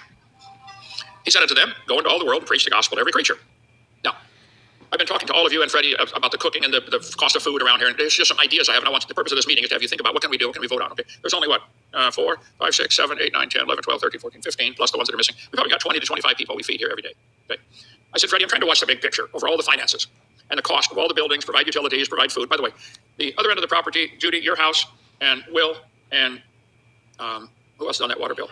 And you? Last 2 months, $500 water bill. I can't speak as to what that water bill is supposed to be. What I do know is that there's a section of the property that's actually city water. It's actually hooked up to the line, attached to the water tower. Otherwise, all the other water on the property comes from a pump. Well water. Hovind talks about it on the channel all the time. Is there a leak up there? Is somebody just letting the water run? If something is wrong, it's $500 for the last 2 months. Each month? For 2 months. 500 for 2 months. For each month? So it's been $1,000 in the last 2 months. But why did it take 60 days to see there's a problem and then decide to correct it? But I don't know. Well, I called about 40 people yesterday about coming to drill 2 wells on the property. One down there, one up for the cattle for the North 40. The guy in South Carolina that loves our ministry, well, he said, Brother Hovind, I don't drill wells, but I can come set you up. You get 2 people, you get 2 holes punched in the ground. I'll come set you up, pumps and everything. So there's people who are willing to help, but man, I got all this stuff coming into my head. Look at the cost here, the cost here, the cost there. What do I do, Lord? How far does this go? So, if you read point 2 of this thing, and I can insert a clip that I already made about this, he says, and it says on his board, our DAL economy is slowly getting worse. When I first arrived is when I can remember the least amount of conversation about financial strain. It was after Randall left that talk about it began, and it got the worst that I'd seen it before I was asked to leave. And Hovind is now indicating the DAL economy is slowly getting worse. Like I keep saying, what crisis is impending on this group? Hovind later in this video tries to settle the people down with claiming that, well, it's just ideas. Nothing's been set in motion. We're still going to have other meetings and vote about it, about different decisions to make. A lot of would be, should be, could be, possibly, maybes thrown in there as well. Well, this is what anyone in management understands, that you often have to control a populace by positing to them that a crisis isn't as much of a crisis as it seems, or as it is, as it truly is, so as not to cause panic. We've done the math many times. It costs about $1,000 a month per person for everybody who lives here. Less for children. Of course, some of them stand there with the refrigerator open, look at it, I say, look, shut the door. Now, what do you want? I don't know. Well, decide what you want before you open the door, okay? The waste not, want not was a constant staple at the meetings there. Our dad was so good at little things like that. It's amazing how you can save time and money on just little bitty decisions. Like I get up, I walk in the bathroom, flip the shower on to the temperature I want it to be, because I've already got it marked. I know right where I want it to be. And then I get undressed. And by then, the hot water's through the pipe, and I jump right in right when it turns this right there. I don't use hot water, I use medium warm. But little things, thousands of little things. Make my wife's coffee in the morning. Go out, push the button, put the cup under there, then go get the milk out of the fridge and stuff like that. Down to a science, coffee making. Don't I, Mrs. Hovind? If you call this an A-type personality, then Hovind is a negative Z personality. Or, I don't know, or A cubed, A quintupled, A to the 10th power. Sure do, okay. Because that's our starting fluid. Okay. So I'm trying to watch the big picture. Costs about $1,000 a month. Our DAL economy is slowly getting worse. The entire world economy is about to collapse. Based on the prophecy of Daniel and Revelation and those pinky in the brain folks who are making... See, he tries to link them together. I think that's a half-truth, if I had to honestly report. I can't verify this because I'm not literally behind the scenes managing finances, but it would be my guess that that's a half-truth. Oh, well, the DAL economy is only getting worse because the whole world's going to collapse. Because the New World Order. No, my guess is the DAL economy is getting worse regardless of the world's economy. Irrespective of that. I wonder if anyone else that reacts to Hovind videos will react to that moment. Happen and want it to happen. It'll be probably before this year is out. You'll see a lot of stores won't take cash. This is September. Remember I said that. I think by the end of December, you will see hundreds of stores that say, sorry, we don't take cash.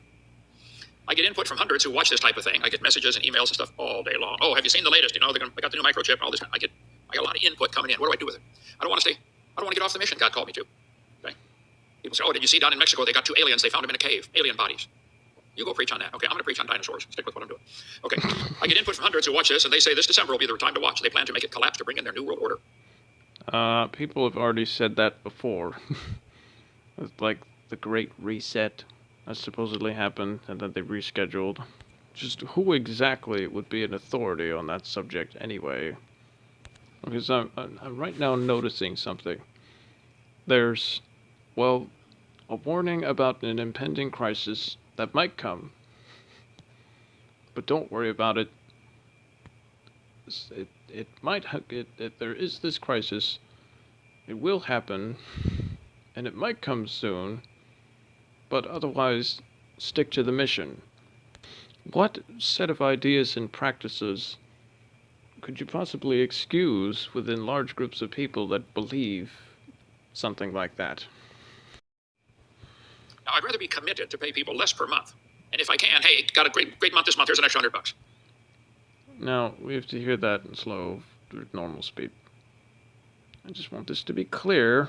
I'm not here to misrepresent. We're here to judge Hovind's claims and statements. Committed to pay people less per month.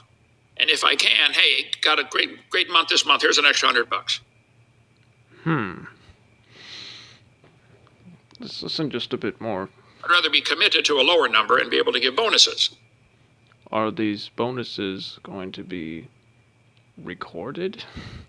Are they going to be given in the form of a check? Are they going to be taxable bonuses?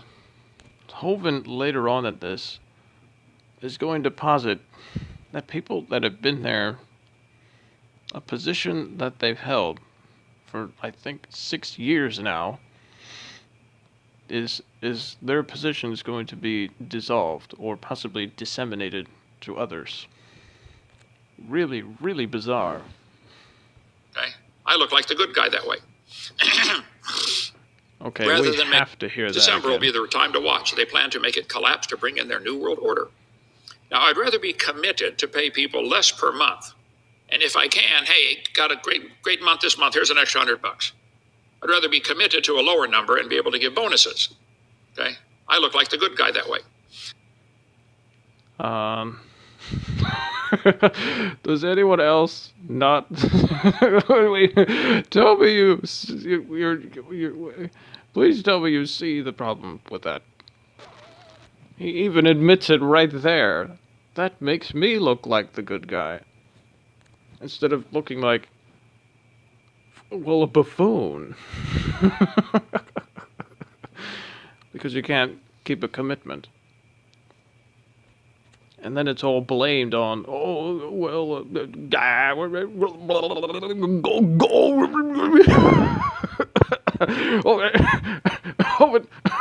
can't Hovind here. Hey, Hovind, oh, I have all these employees that I actually that are not employees or independent contractors. Can't Hovind here. Can't Hovind here. I might not be able to supply all your basic needs and monetary support, but hey, Hovind. That's all because of the New World Order. Oh, Dad, can't Hovind here. It also reminds me of Hovind's relating to The Wizard of Oz. Oh, you got the big, stormy, scary, holographic face with flames and smoke and mirrors. Oh, I am the great and powerful New World Order. Silence! And then actually it's just Hovind behind a curtain. Oh, my. Rather than make a big commitment and not be able to keep it. Nearly all ministries I've been in, 54 years, have staff that do their day job, but they're also expected to come in the ministry of some kind. So then comes basically the exact same mistake you made at Pensacola. You have the people working there arbitrarily deciding at what times what they actually are. Are they independently contracting? Are they an employee? Are they just a volunteer? Are they a missionary? Because you could be really any one of 4 of those things at any given time, and maybe even more than one at the same time. In the entirely chaotic, disjunctive, wacky world of DAL. Like people, I worked 40 hours a week at the cabinet making company, and then drove a bus, taught a Sunday school class. That's my ministry. Okay, full-time job is not. I'm not done when my 40 hours is done. That's just to put bread on the table. So, okay, I already showed you in video the PDF that I downloaded from the Alabama financial, whatever that was. Oh, right, the Alabama Department of Labor. Hope it not only wants people to work 40 hours, which is full time.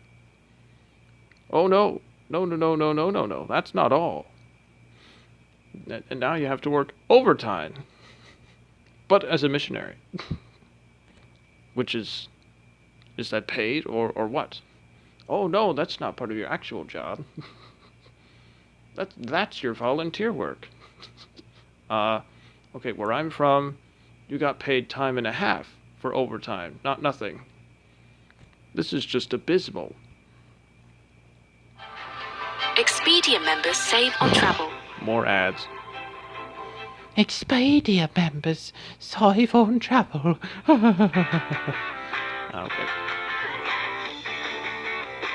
Go away. Hours is done. That's just to put bread on the table. Okay. Taught a Sunday school class 15 years, drove a bus 15 years, church bus. With a cutback on staff and decreasing budget, I see several options. One, leave. We'll see, squeezes it in there. A decreasing budget. And it's devolving to this degree. As I already said, this video gets worse as it goes. We're going to see him suggest. He says that it's just a suggestion that a position that has been held for years may very well be dissolved or disseminated to others. Everything as it is, make no change. 2, cut back to 1 meal a day and assign. Cut back to 1 meal a day? And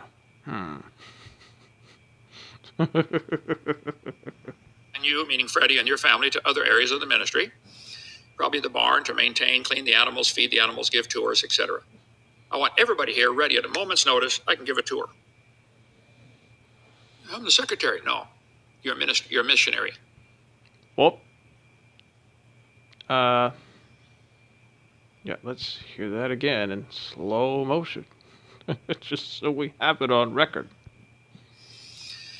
Probably the barn to maintain, clean the animals, feed the animals, give tours, etc.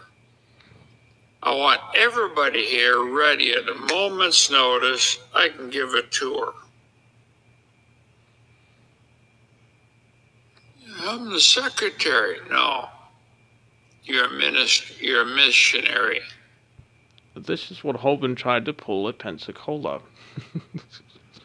Had people who are, by the laws, I would assume either the county laws of Pensacola or the state, or the federal laws of Florida, that what he actually had were employees, and he arbitrarily named them missionaries. Therefore, because I'm having them self-identify as missionaries, therefore they were not employees.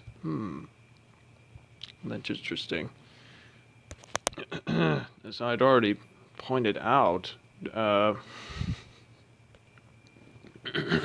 we can read the Alabama Department of Labor common law factors, and it clearly states, if an employment relationship exists, that is objectively, in reality, how the employer-employee, person-to-person, person working to person in charge relationship goes, it does not matter that the employee is called something different, such as agent, contract labor, subcontractor, or independent contractor. Whoa, whoa, whoa, now hold it.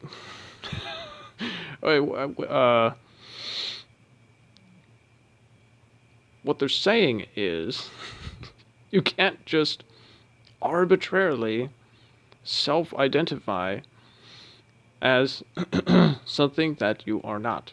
You can't claim an independent contractor when, by the state laws and the behaviors and the day-to-day activities and the work that was done and the relationship between the employee and the employer, the person working and the person telling them what to do, if that in reality matches better in description an employee, therefore you are not the other tax brackets.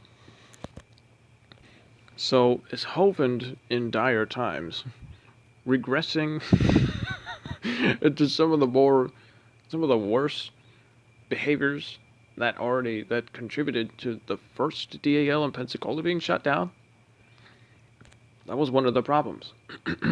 Atheist Jr. said the people employed there were punching a time clock.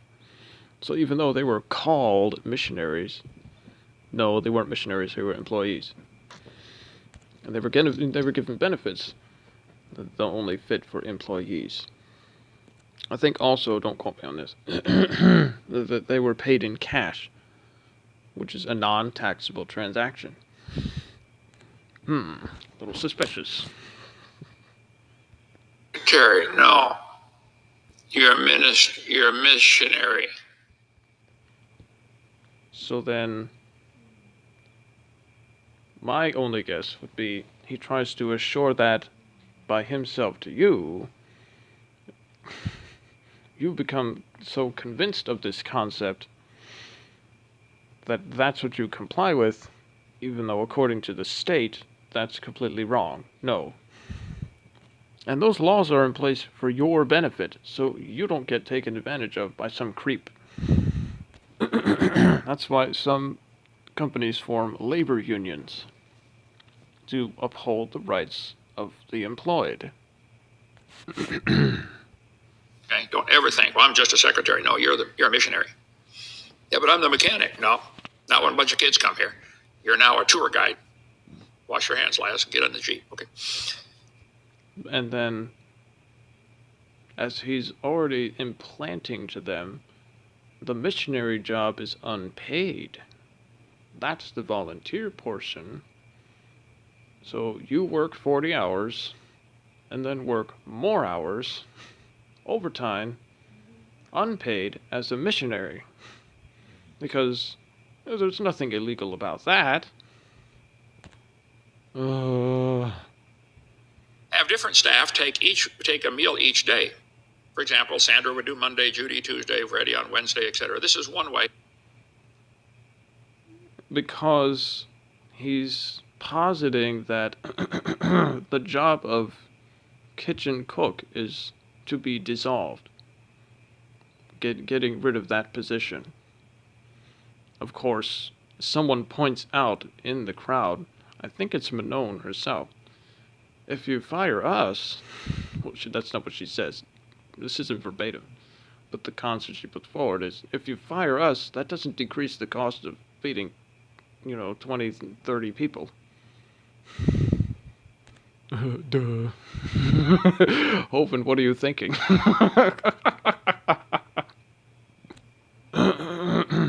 To eliminate the paid kitchen staff position.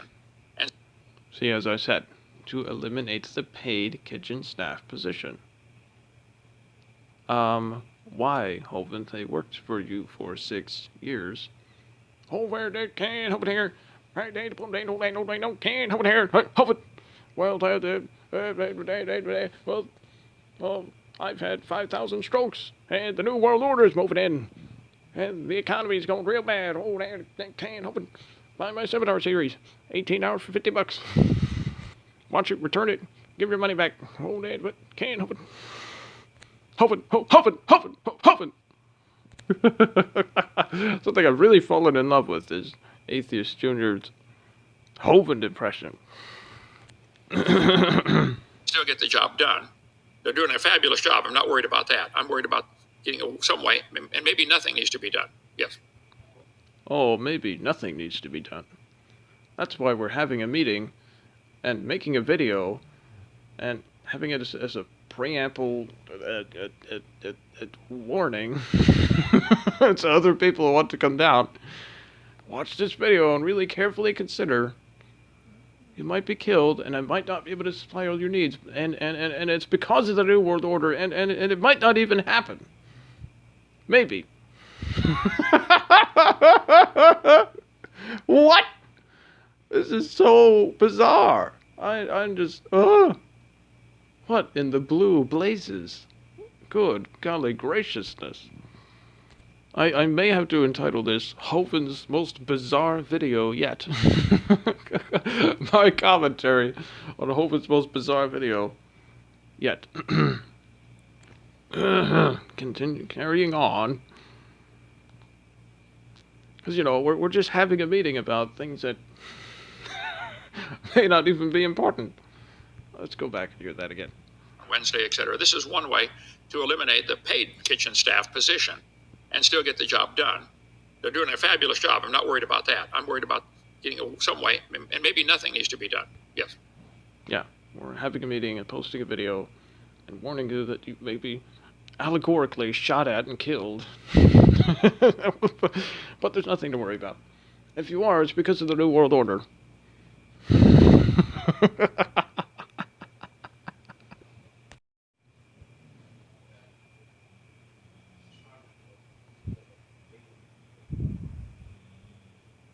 Right, yeah. No, I appreciate your attitude on that. Thank you, brother. We met with, yep.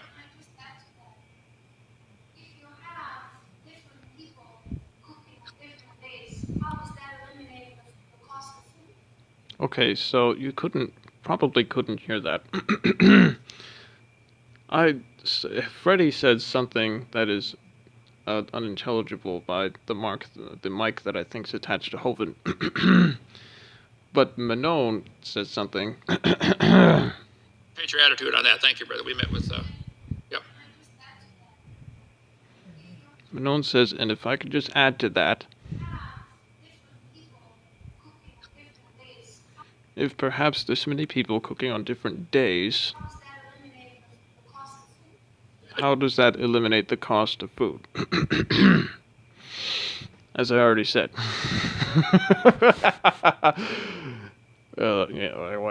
Doing. Hello. Is anybody up there? Doesn't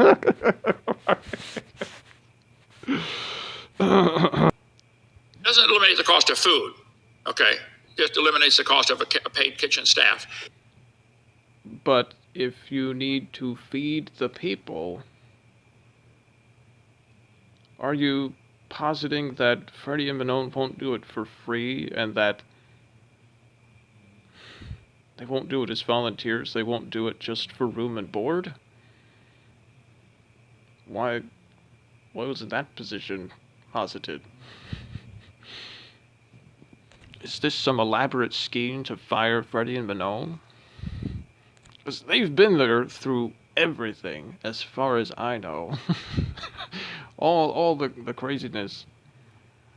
Everything from Chris Jones, Steve Lynch, Cindy Lincoln. They've been there through it all. Like we have mechanics and stuff like. Well, I don't know. It doesn't eliminate the cost of food.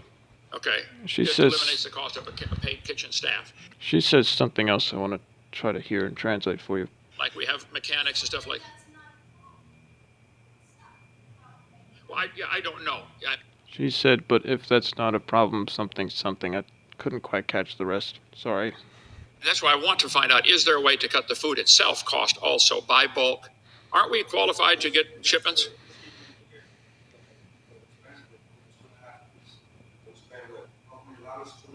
Good. That's what I'd like it to be. And Freddie says something else that I can't hear.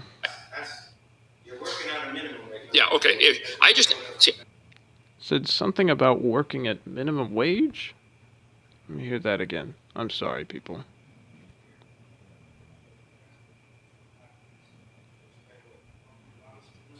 good. That's what I'd like it to be. You're working at a minimum rate. Yeah, okay. I don't... Sorry, all I hear is the word.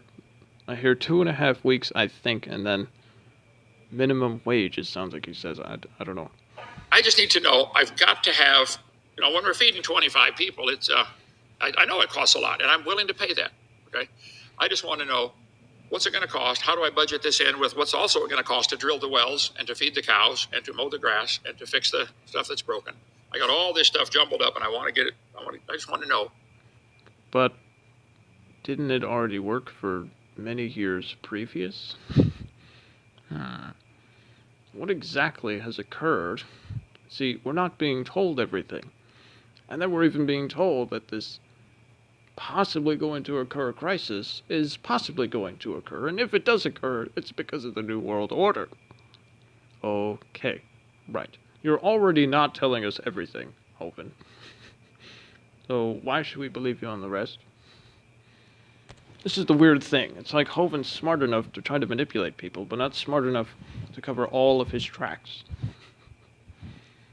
And so if you use your noodle enough, you can still see through the smoke and mirrors. How can we do this?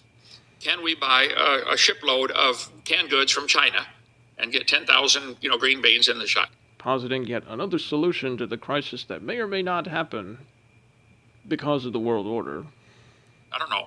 Is there not from China? Okay, never mind.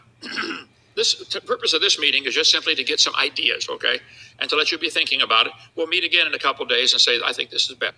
Meet again in a couple days. I'd been there 13 months and been to a number of meetings.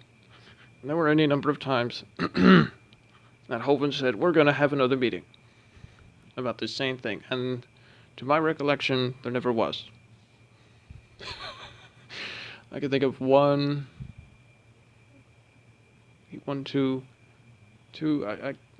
at least two that come up in my mind. Where it was said, oh, we're going to have another meeting about this, but there's going to be a follow-up meeting, and then there's not. Sometimes there wasn't even an initial meeting that he would say, let's talk about such and such a thing.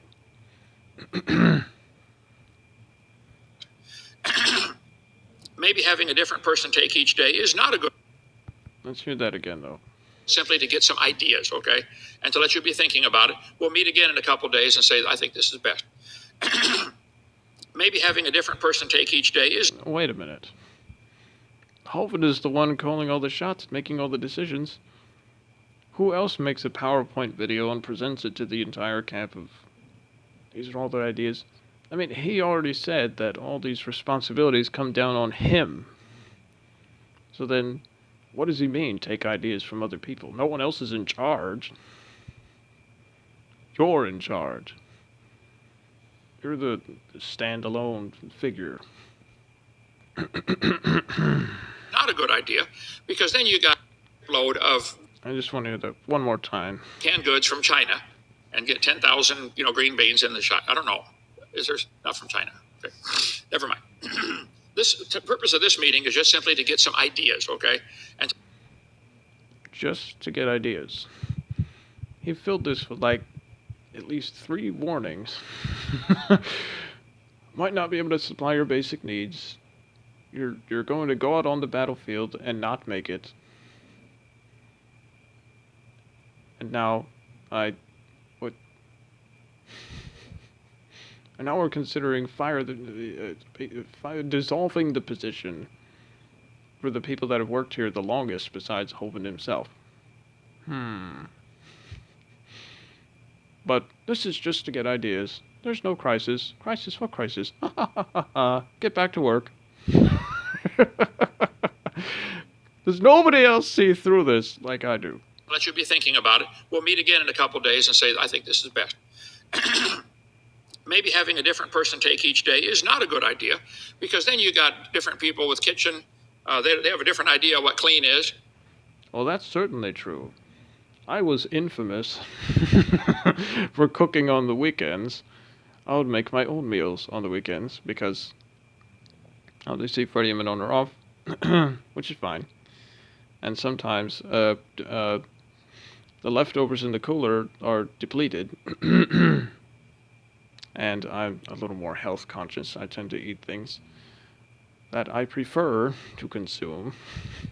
And so when I was able to afford it, I was providing my own meals on Sundays. For Sundays and Mondays. And yes, people certainly have a different definition of what is clean. Everything from bringing animals into the dining hall, scouring the non-stick off of the pans, or just leaving an absolute mess. Yeah. Or sometimes the dish soap bottle would just disappear. Poof, gone. That was problematic. Okay?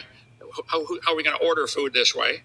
Maybe there is no, so I said my first option A, leave it as is, make no change. Maybe there isn't a problem. Maybe there isn't a problem. Well, we're having this meeting and sending out this warning to the people that might come because there may not even be a problem.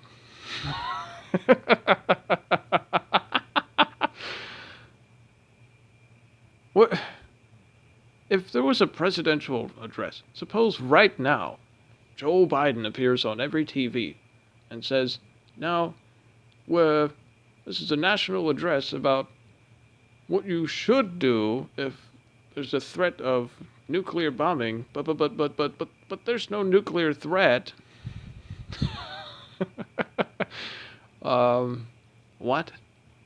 You never did this before. What? So he makes some definite statements of the DAL economy is getting worse. And of course, that's blamed on the New World Order.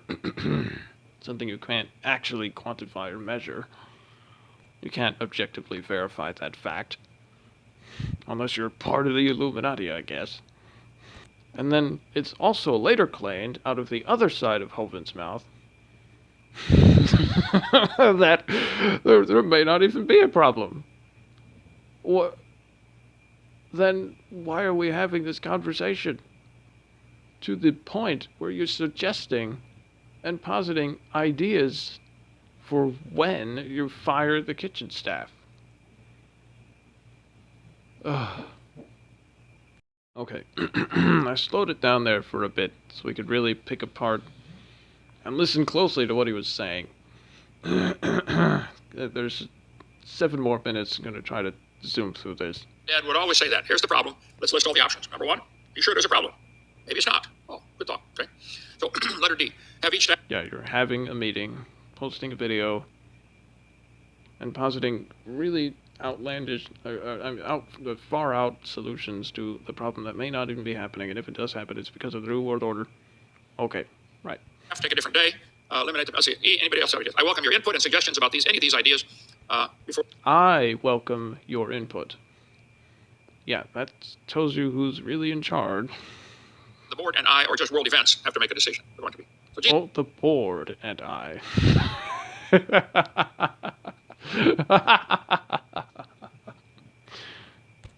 I am not currently so incredulous as to believe that the board has much sway or say in anything. Jesus said, all power is given unto me. Go into all the nations and preach the gospel. I don't want us to get off that mission. The mission is not to provide you supper. Okay, that's another really strange thing that he says. The mission is not to provide you supper. Someone in the crowd even calls him out on this. Hovind, you can't tell starving people to be missionaries.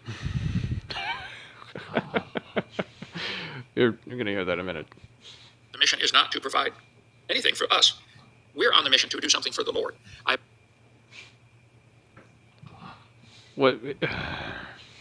Just how valuable is the distinction of this is the mission versus what you would necessarily have to have provided to even succeed in the mission? Fast, for example, we could divide up the load. We need someone to... I mean, Hovind's original bargain on this whole thing was that you don't come down there for free. You go down there to work. Now it's, if people come down there, I may not even be able to give you basic necessities. So don't expect that. Just keep the mission in mind. Okay, this is exactly where you have employment and all the laws that come with it. Yeah. Be assigned to each area to maintain landscaping, flowers, gardening, stuff like that. You already had someone there doing that for 13 months that you fired illegitimately. Top yellow line across the top is Pearl Lane. The big number 1 is over by the barn gate. Area 3 would include my house and up to the fence behind my house. I divided this just based on where the roads are. This is where the blacktop roads are. This is just one option. Area 7 is all around the science center, huge area, clear down to the Leap of Faith, number 8. So one option would be, as far as dividing up the landscaping job, this would be like dividing up the cooking job, the food procurement job. I just want you to be thinking about this. I'll take any ideas. I'm not ready to make any decisions yet. I just want some input. If I had my squad say, our job is to take that bridge. Billy, what's your idea? What's the best way to take that bridge? Well, sir, if I get up on that hill with a machine gun. Okay, good idea. You got it. So please help me with this. I just want you all to know I do appreciate you. I love you, and I'm thankful for those that most of you have given up a lot in your life also. You could have done a whole lot more. Someplace else could have sure made a whole lot more money. But I want help. I want to divide up the duties. I want all of you, though, to not ever get into the idea of thinking, I carried my machine gun over there, so now I can go, I'm done. I can go play. Okay, I think this is where we get into the bit about 90 hours a week. The mission isn't accomplished. That's all. So, food, maintaining everything, keeping all the vehicles going, keeping all these jobs. They all need a lot of work. And if you're done with your job, go say, Laz, how can I help? Billy, how can I help? What's your job? Do you need help? Rex, how can I help with the plumbing? Did you get that pipe unplugged? Yeah. Praise God. Okay. Our sewer line was plugged up. Probably from all those vitamins I take. Never mind. Long story. Okay, that's it. I just wanted you to think about this. Anybody have any ideas right now? Otherwise, you should give them to me. You got to write it down. I lose track of things I hear. It leaks out over here. But I do want you to know I love you. I appreciate you. No change is going to be made. Certainly not without a lot of thought and prayer put into it. But I'd like to get prepared for what's coming. God told Moses. Prepared for what's coming. And he misspeaks here. God told Joseph to store up the 7 years of plenty. Or at least that was Joseph's idea after he had interpreted, or God had interpreted Pharaoh's dream. What's going to happen in the future for Egypt? Moses said, Pharaoh, there's going to be 7 wonderful years. Plenty. Then there's going to be 7 really bad years. He said, Pharaoh, I would suggest you find somebody to start saving up for these 7 years while we got it. And they put a tax on people, 20%, 1/5 of everything they bought. If you got 100 bushels of corn. Is Hovind imposing taxes? Oh, the irony. You had to give 20 of them to Pharaoh, and he stored them away. So they had to live off 80%. Yeah, and for the next 7 years, they lived off 20%, didn't they? Do the math. So I think it's coming. It's inevitable. The crash is coming. I want to get ready. So I'd feel more comfortable. Because, the crisis that may or may not happen, we're going to have to make all these radical decisions for. Even dissolving the position that's one of the longest held at DAL. Because, there's not actually a crisis. And if it does happen, it's the New World Order's fault. Shame, for shame. If we had both of those containers full of food. But that, would distract us from the real goal of winning souls. I pray all the time, Lord, I want you to look down from heaven and see this place and say, that tree's producing fruit. I think I'll protect that tree. I think I'll rain manna down from heaven. But meanwhile, I think it would be smart, if you're good at food production, do it. And we can use it as part of the tour and save up. you had someone there doing that. Namely me. The tomatoes and the green beans or whatever. Yep.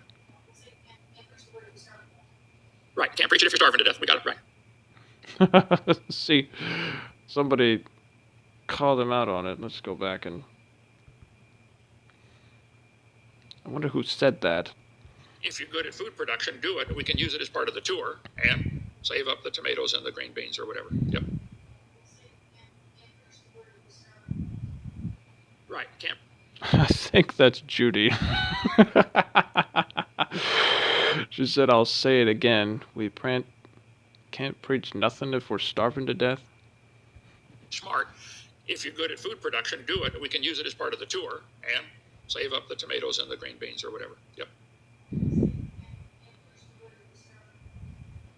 Right. Can't preach it if you're starving to death. We got it right. Yeah, Okay. it's a bit indistinct. Sorry for the long staff meeting. What time is it? Gee whiz. Half hour. Okay. So I want you guys that want to thinking about coming here. We're going to send you this video. This is what you face if you come here.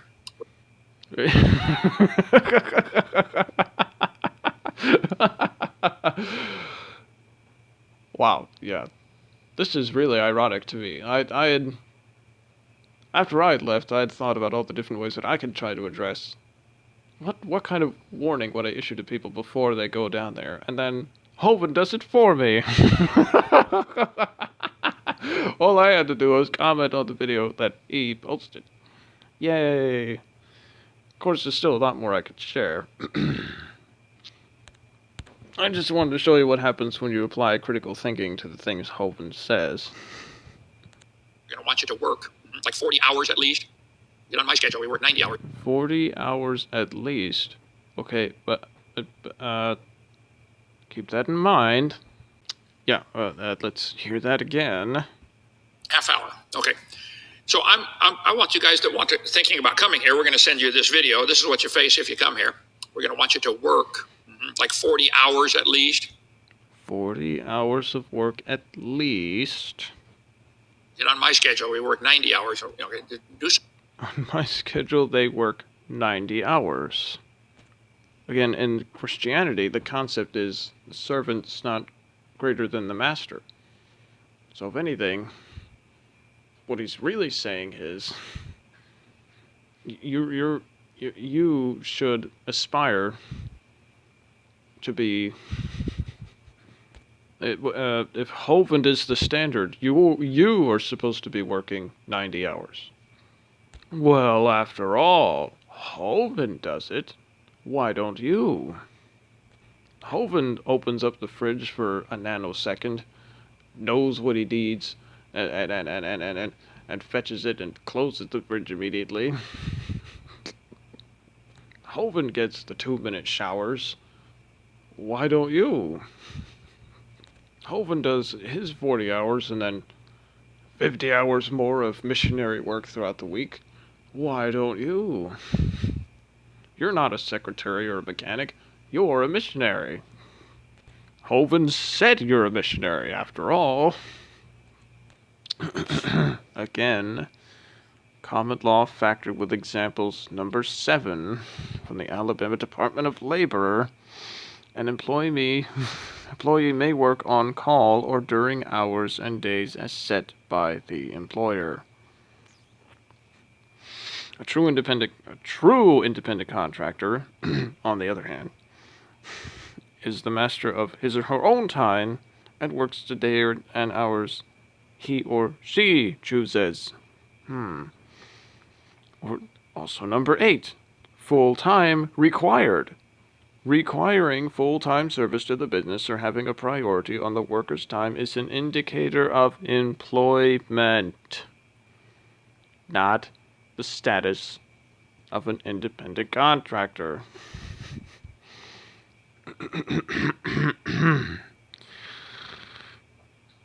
Part-time workers are still employees if the employer has the right to control.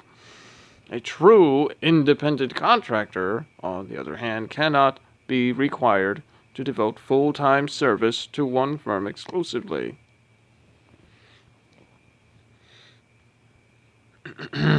And what Hovind's saying without saying is that actually it should be 90 hours a week. Again, reading the heading, if an employment relationship exists, it does not matter that the employee is called something different, such as agent, contract, labor, subcontractor, missionary, or independent contractor. Emphasis mine.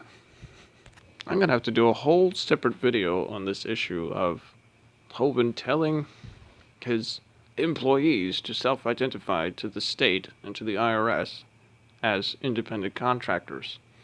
When you go through the labor laws, no, that's a lie. You are lying to the government. Jesus said.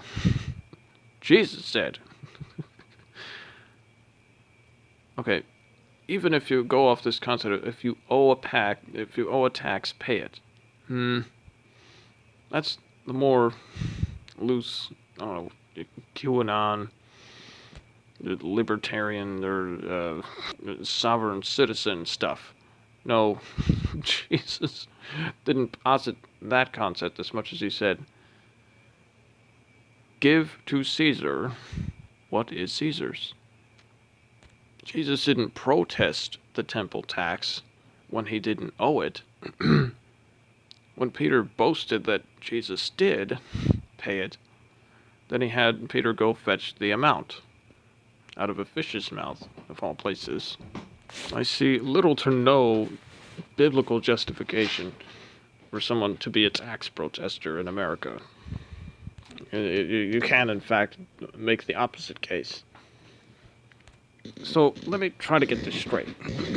Someone would be a laborer for 40 hours, full-time hours, which is already contradicting the Alabama labor regulations for as to exactly what kind of worker they are. And then on top of that, 50 more hours gratis, free, complimentary volunteer missionary work on top of that.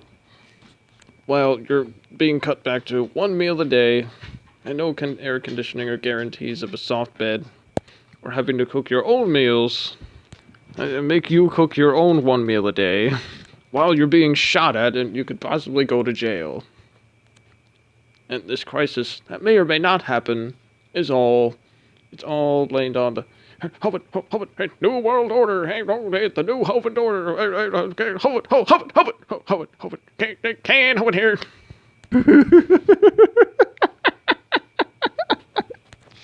Oh, man. Carrying on. Do something. And don't get into the trap of, I don't carry my machine gun. I'm done. No, the job isn't done until the whole world is saved. Okay? So if any of you ever say, what can I do? Go. The job's not done till the whole world is saved. And that's going to happen from Lenox, Alabama. Okay. Find one of the other leaders and say, what do you need in here? Tell you what, that shop where Rex was, he's now married, moved over there. That needs a lot of... And, well, wait a minute. See, he switches and conflates things. Let's hear that again. I'm done. No, the job isn't done until the whole world is saved. The job's not done till the whole world is saved. Okay? So if any of you ever say, what can I do? Go find one of the other leaders and say, what do you need in here? Tell you what, that... But if you're done your job, find another leader and ask them what they need. So, are we talking about labor or missionary work? Because you seem to be switching them like shells with a with a supposed ball under the shell. Shop where Rex was, he's now married, moved over there. That needs a lot of organization. It needs to just sweep the floor. That thing has been organized before, and it just devolves back into its chaotic state every so often. Because of this mindset, organization and cleanliness and sanitization, they all take a back seat to the mission. If people even care about cleanliness to begin with, then it's often among the things that get sacrificed to this mission thing. they get pulled in so many different directions and onto so many other projects, and things back up and pile up and pile up, and before you know it, your work area is a mess. Blow off the driveways, blow off the roof. How long since the Science Center roof was blown? And pine needles are that thick. You know what all that acid does to the metal? Huh? It was blown off before I left. Not sure how many more they accrued since then. Couple weeks, yeah. There is no end of things to do. Some people can't see what he's. There's no end of things to do. So then, how many hours could you possibly work per week? People don't want to see what needs to be done. Yeah, they don't want to see it. Okay. All right. Thank you. Love you all. Let's get to work. Any comments or questions? You give me ideas on this. I want to see this. I love, Freddie, if you can give me a budget and say, I need $2,000 to go to get food for the next week or 2 weeks, then I'll say, no problem, here's $2,000. But we cannot have just a continuing budget where here's money put in every week. This is what they did at Pensacola. Go to the bank, have Joe Hovind withdraw just under $10,000 in structured amounts at every 2 weeks, and then give cash to individuals and have them buy the so-called ministry needs. This is exactly why Pensacola DAL was shut down. And Hovind has learned a thing. I want to see more. I want to see the numbers of why is it costing this? Why is it costing us $500 for water? Why is it costing us $10,000 for gas and fuel? Okay, as I promised before, he dug a new lake. Well, they already have, all the main lakes already have fish. I could give you the layout. There's Stump Lake. That's, I don't know, probably the largest of them. And it's more like a marsh bog. That one has a big metal pipe that drains into the second largest lake, which is Big Dino Lake. That's the main one with fishing and the dock, and where Stephen Alexander unfortunately drowned. That lake is hooked up. There's a few overflow drains and then one main drain that's hooked up to a PVC system with a some kind of, I don't know, stopping mechanism. A valve, that's the name for it. A big, I don't know, maybe like 6-inch diameter pipe. That thing feeds onto all the bodies of water on the rest of the property. There's another small marshy area that leads to a river that leads to another lake, and that water washes somewhere off property. There's another 2 bodies of water near the cliff house, and where most of the stuff talking about Noah's flood is, those displays. And I don't know what those bodies are connected to.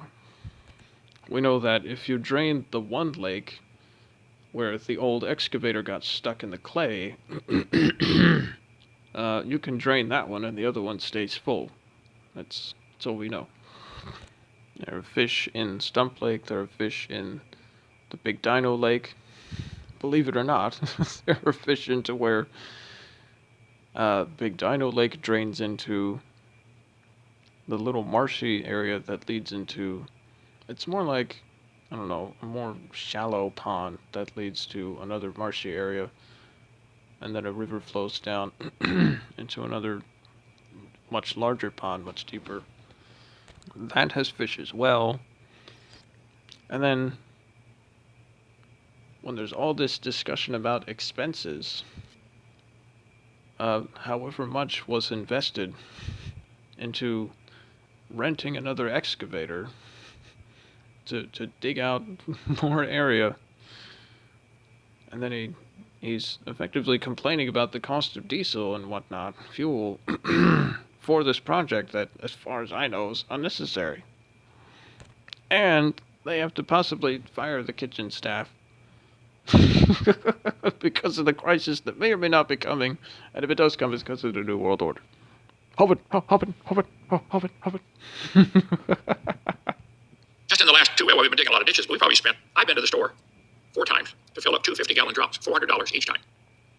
So $1,600 on diesel fuel. Well, we got the lakes. Someday we'll have fish in them. Maybe that'll supply for the ministry here. Okay, Rex, did you get all that recorded? Sure. Sounds good. $1,600. My pay was $400 per month. You were telling me that you couldn't afford to pay for me to be there. So, you'd rather have $1,600 worth of diesel than me. Okay. Than me for 4 months. I exactly what projects was all of that necessary for? Oh my goodness.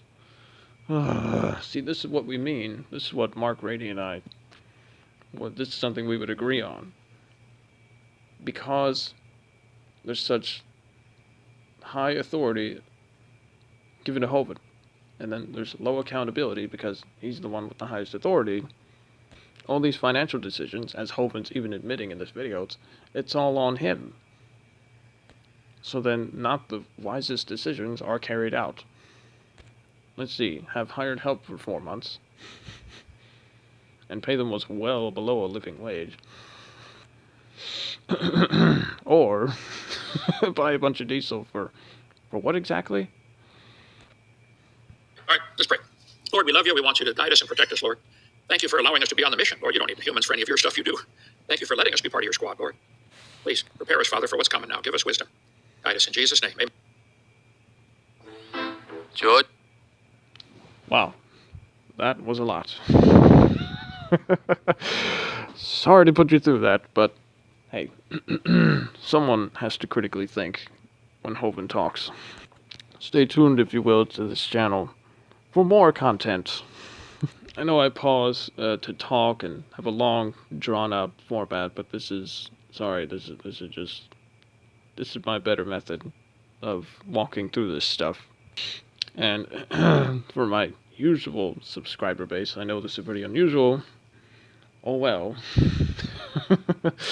And I'm also going to be tagging a lot of people in the description that I may or may not agree with theologically or in terms of worldview, but they're a lot more involved into this Hovind scenario situation.